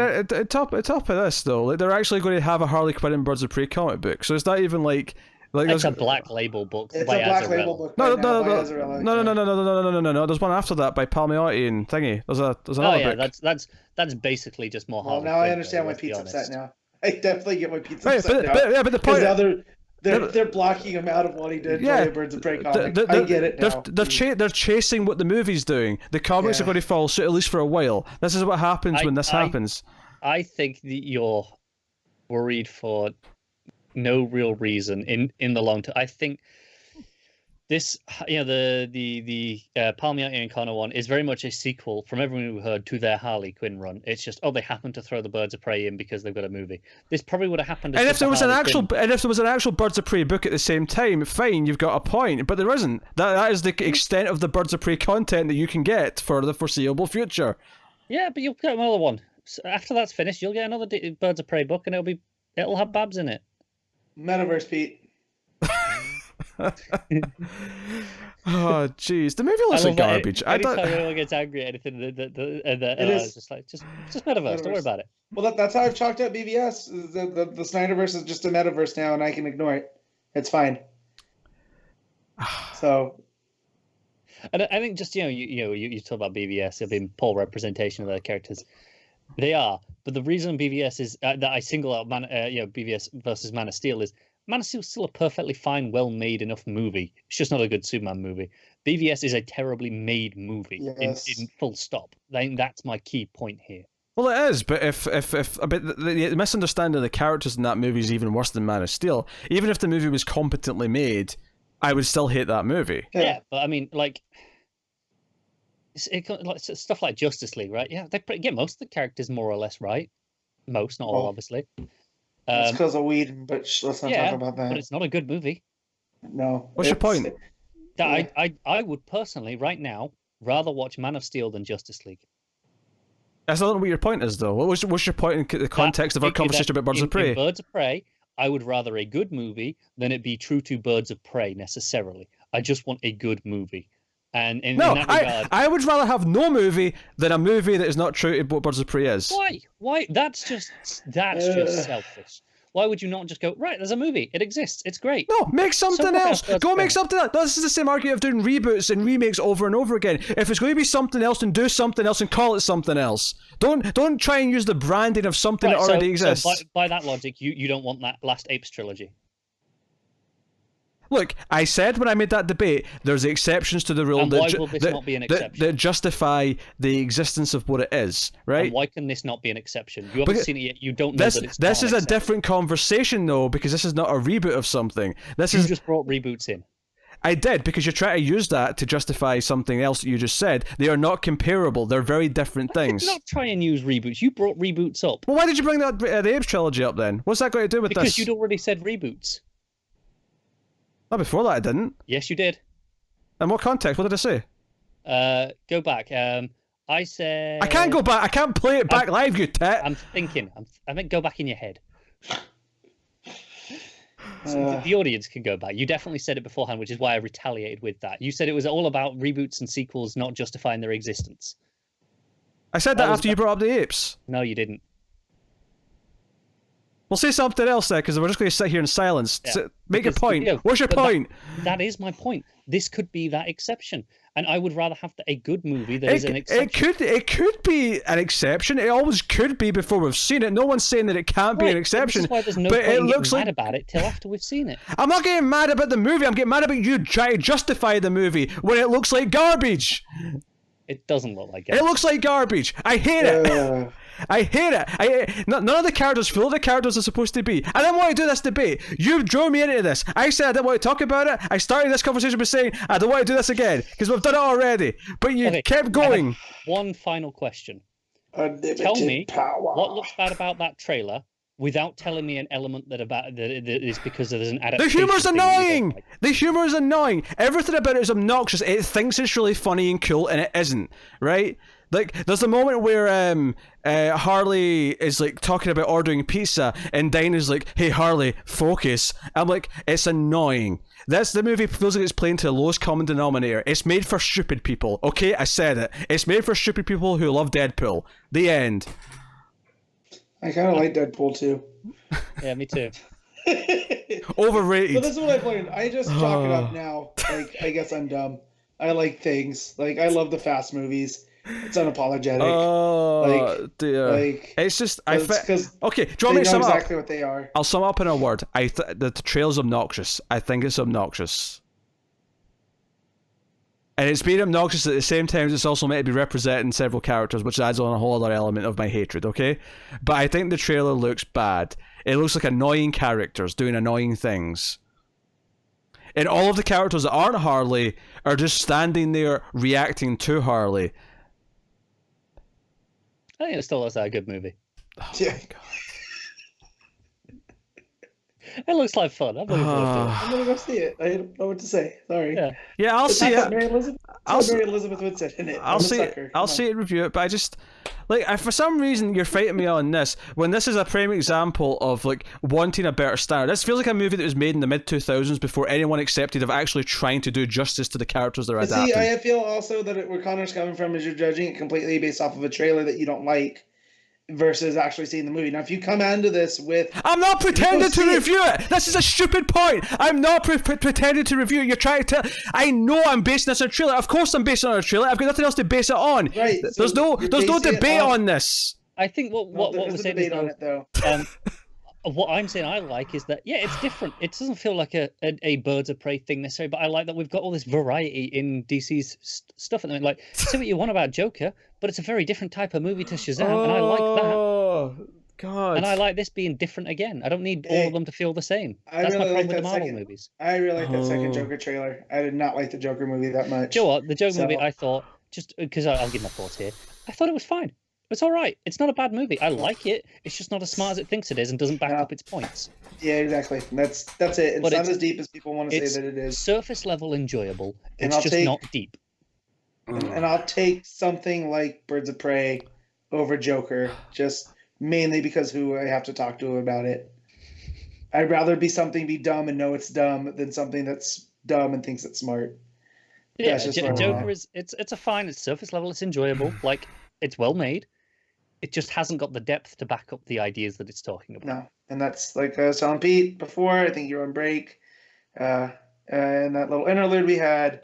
If someone like the Safdie brothers who did Uncut Gems had done Joker, where it actually has something to say and there's actual grit and whatnot behind it, I think it comes off better. But Todd Phillips is not that guy, no matter how hard he tries.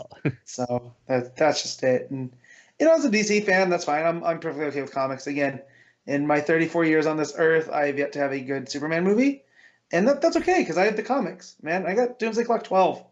I got Mark Waid and Lionel Francis's Birthright. That's fine. You're in a lucky time to be alive to be a Superman fan. And so and I'll watch Crisis. I like Tyler Hoechlin enough. If they have a show, I'll probably watch it. Yeah, I like Brandon Routh. Yeah, I like Tom Welling. I like Smallville. It's not the greatest, but whatever. It's terrible, but I like it anyway.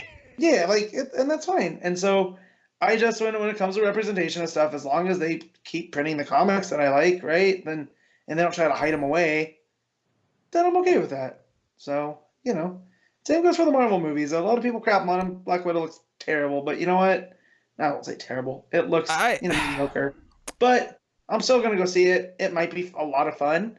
I don't think there's anything wrong with not liking something because it's a bad adaptation. There's absolutely nothing wrong with that. I don't think there's anything wrong either, but I also want to see it before. I'm not gonna just look at the trailer and write it off. But that's just me, you know. I'm still going to see it. I'm still going to try it.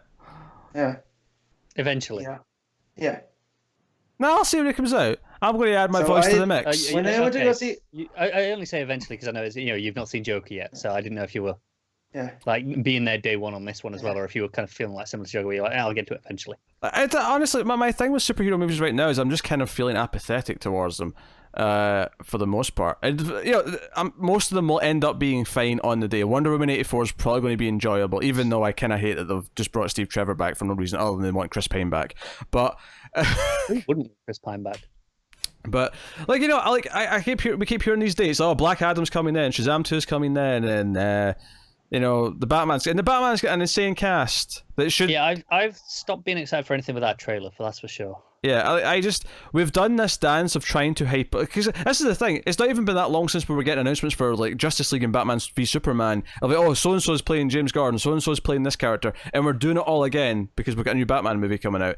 Like the dance of getting hype for a superhero movie is just dead to me. Like, and that's fine. But I see, Robert Pattinson, who I like as an actor, and I see Zoe Kravitz, and I see Jeffrey Wright, and all being pulled together by Matt Reeves, and just as a fan of movies, remove Batman from that thing, and you'd be quite excited for that on the premise of the people involved. Matt Reeves and James Gunn making movies means they're probably going to end up being really good, but at the same time, for some reason, I just can't really get that excited yet, and I don't know if it's because that's fine. And I don't know if it's because DC movies have been particularly kind of rough the last few years, and I say rough, that's generous to be honest.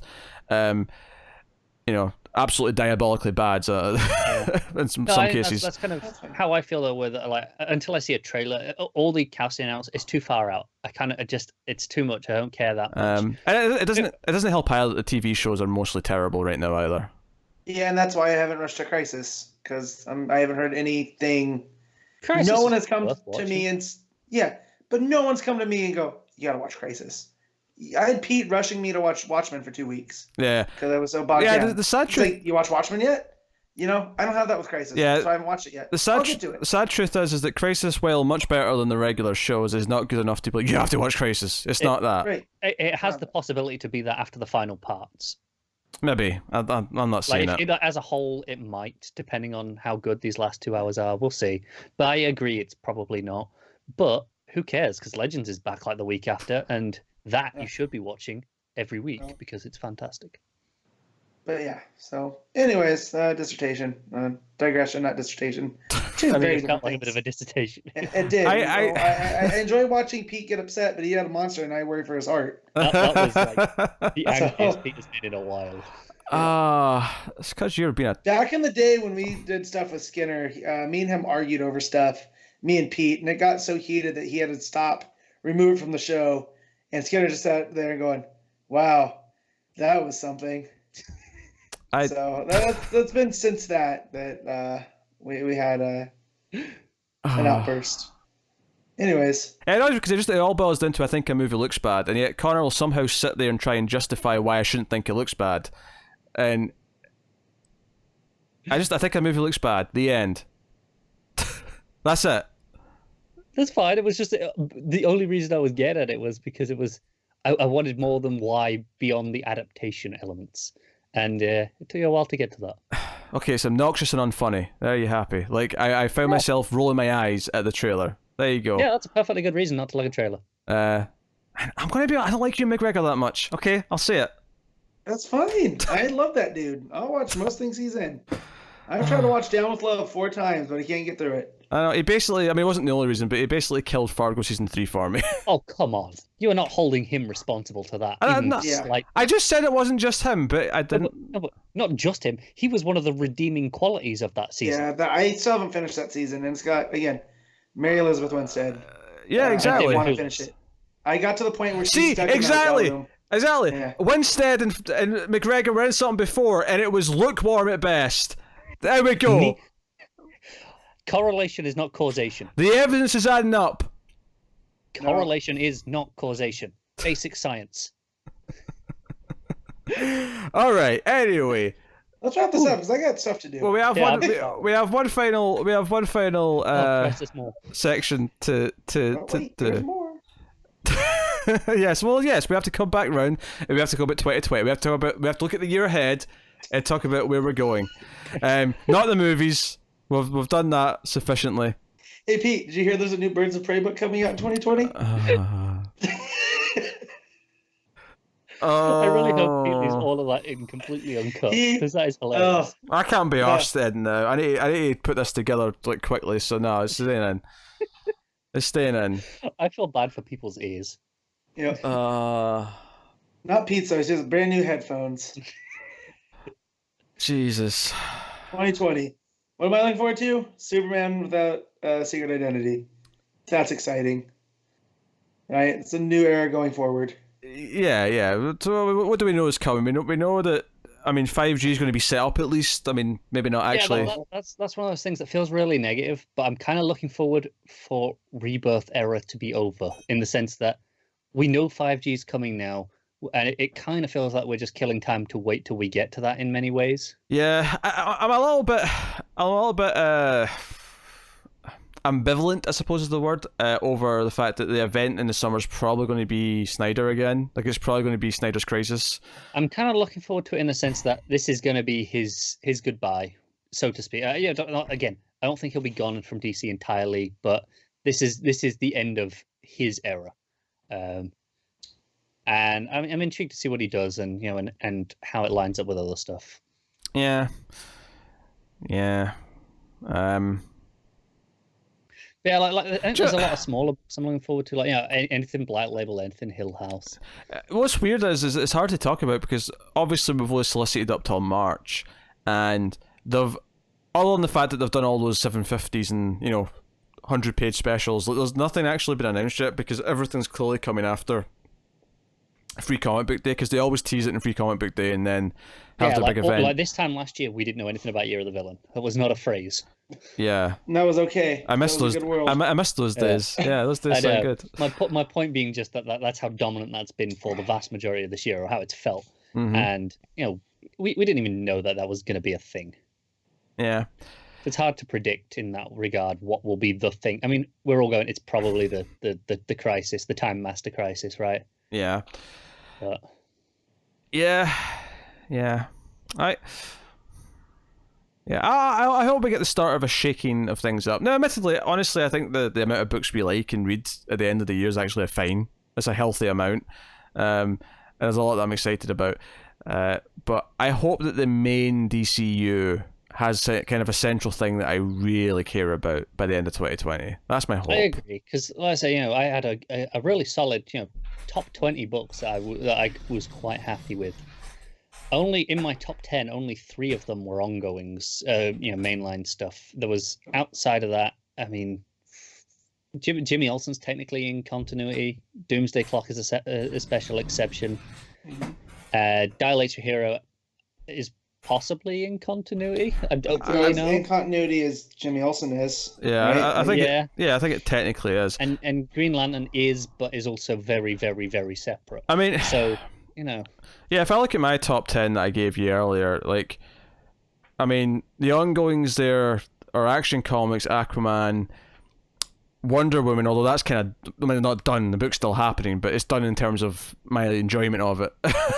Yeah. And Supergirl were my ongoings, because the other stuff was Doomsday Clock, Harleen, Naomi, which is going to come back, admittedly, so that's kind of a weird... But again, not an ongoing. It won't be either. It'll be just another 6 issues, I assume. But Basket Full of Heads, Curse of the White Knight, and Deceased. So yeah, I mean, it's kind of 50-50 for me, where half of them are either minis or maxis or, whatever, right? Yeah.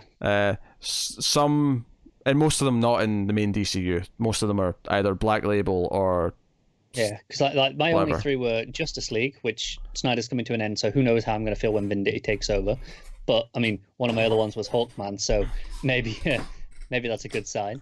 And then Justice League Dark. Those are my 3 ongoing books. And, I mean, there are other ongoing books I like, obviously. We talk about, I like that Wonder Woman, Aquaman, but I want more in that key area rather than just feeling reliant on Black Label and stuff to get my enjoyment.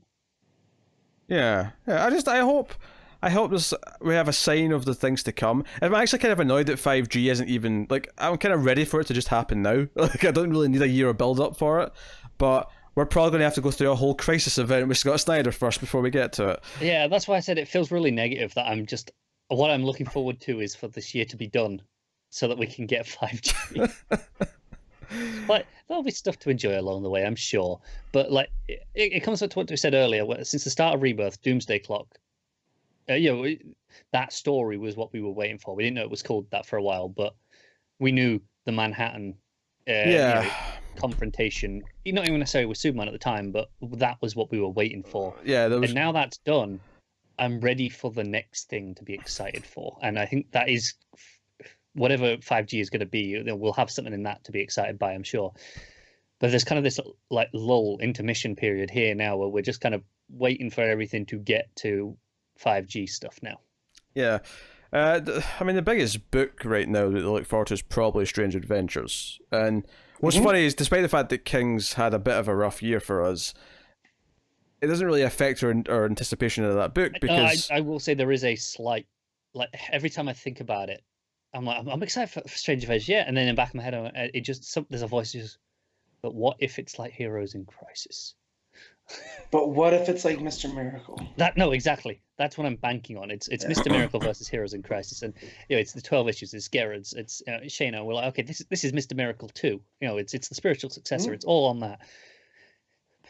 What if it's not? every time I think about it, just at the back of my head, that's all I hear, and I'm just terrified of it not being that, because I am that excited. I'm terrified of it disappointing me. Yeah, we'll see. I guess we'll see. I'd hope Wonder Comics Season 2 is going to... because we're going to end both Dial H and Wonder Twins around the same time.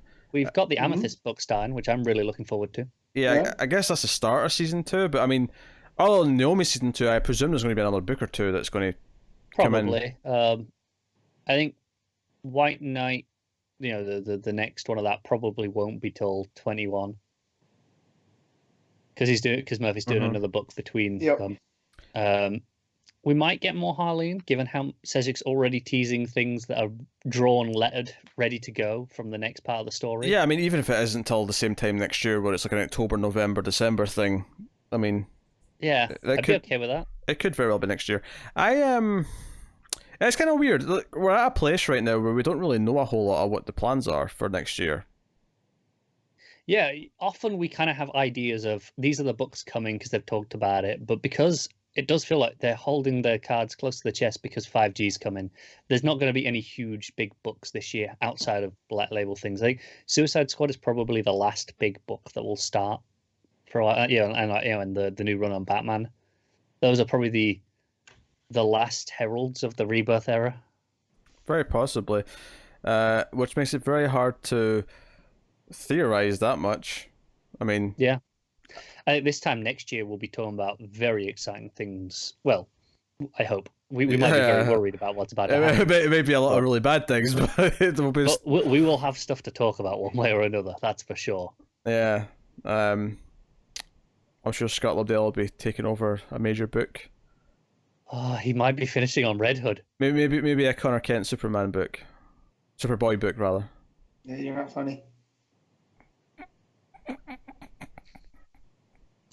Don't you put that out to the world? Now I gotta go consult Grant Morrison and do some dark magic. I need to get that photo. Just you wait till he does the new Jessica Cruz book, and then screw you, Pete. Don't say that. Yeah, it's not nice, is it?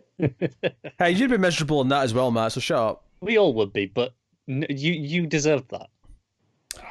Yeah, we done. You almost done. Come on, man. Blame Connor. He's the one that set us down that movie tangent, and he made us wait for like 20 minutes between parts. I'll take responsibility for the wait. The movie tangent was coming, whether or not we wanted it to. That was your fault. I blame you. All right. Okay. I guess we're done. I guess that is the end of annual number 4. Hallelujah. Matt, are you hungry or something? Are you itching? I am. Yeah, I'm pretty hungry. I'm starving. I've not eaten in hours. I'm cranky. Yeah. Yeah, I actually, for once, had a decent amount of food. Not right before we started, but like, soon enough that I wasn't worried about getting hungry. But we've been so long that I'm hungry again. I've had like a bag of fruit pastels. And that's about it. Oh, I hate fruit pastels. I hate You them. just heard that was my stomach growling, so I am Honestly, indeed hungry. mine's been going for the last hour, and I'm like, is the mic picking this up? It feels that loud. Nah, I've not heard that. So yeah, this is because the Multiverse annual number 4. Obviously in the comments, let us know your favorites and stuff. And if you're that one person who tried to claim Mr. Miracle, you can fess up to it below if you like. But this is this has been our annual number 4. So I mean, I think the thing to say here at the end is just to thank everyone for being a part of the show for another year. Here's to another year, many more years to come. We'll be crossing number 200 in April, so that's a big deal. Thanks to all of our patrons for the year. In fact, I'll take this time to thank our producers for the month. Our Patreon producers, thank you to David Shaw, Alison M. Fordyce, Cindy Palacios, and Tyler Hess. That means they're all $20 or up patrons. Over at patreon.com/MailFuzzTV, you can go over there and support us for as little as $1 per month. So thank you to all of our patrons, of course. Thank you to everyone who's been listening to the show over the past year since the start. You can support us, of course, by sharing out the podcast or rating the podcast on Apple Podcasts. Give us 5 stars or whatever. That helps us out a lot. More people will find us that way. Just thanks for being a fun community who follows on DC Comics Podcast on Twitter.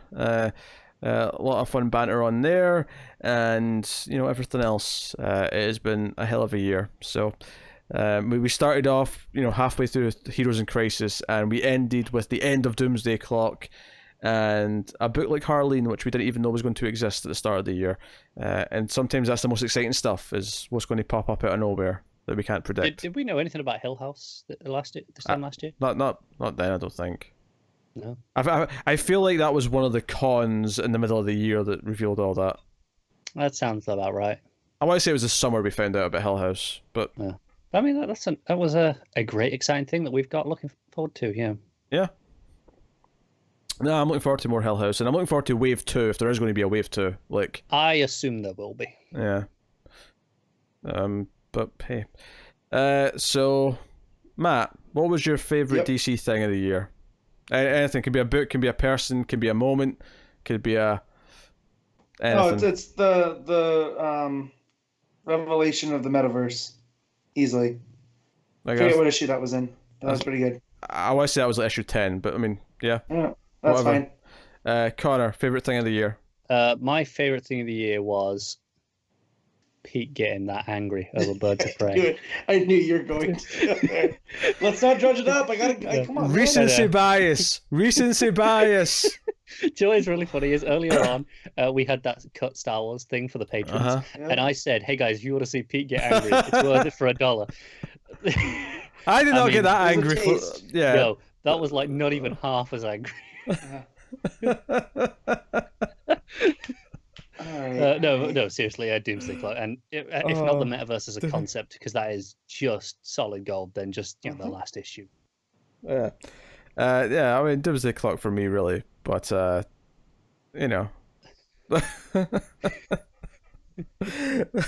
right. Okay, so thank you very much, everyone. Hopefully you had fun Christmas and have a happy New Year. We will see you next week at the regular time for week 1 of January, week 1 of 2020. I told you at the end of last week what the books were. I do it again now, but I don't have them up. So, I mean, start those books coming. We've gone long enough. Yeah. So thank you once again for watching or listening. We always appreciate it. Keep reading DC Comics, guys. And remember to never get lost in the Speed Force. Birds of Prey 2020.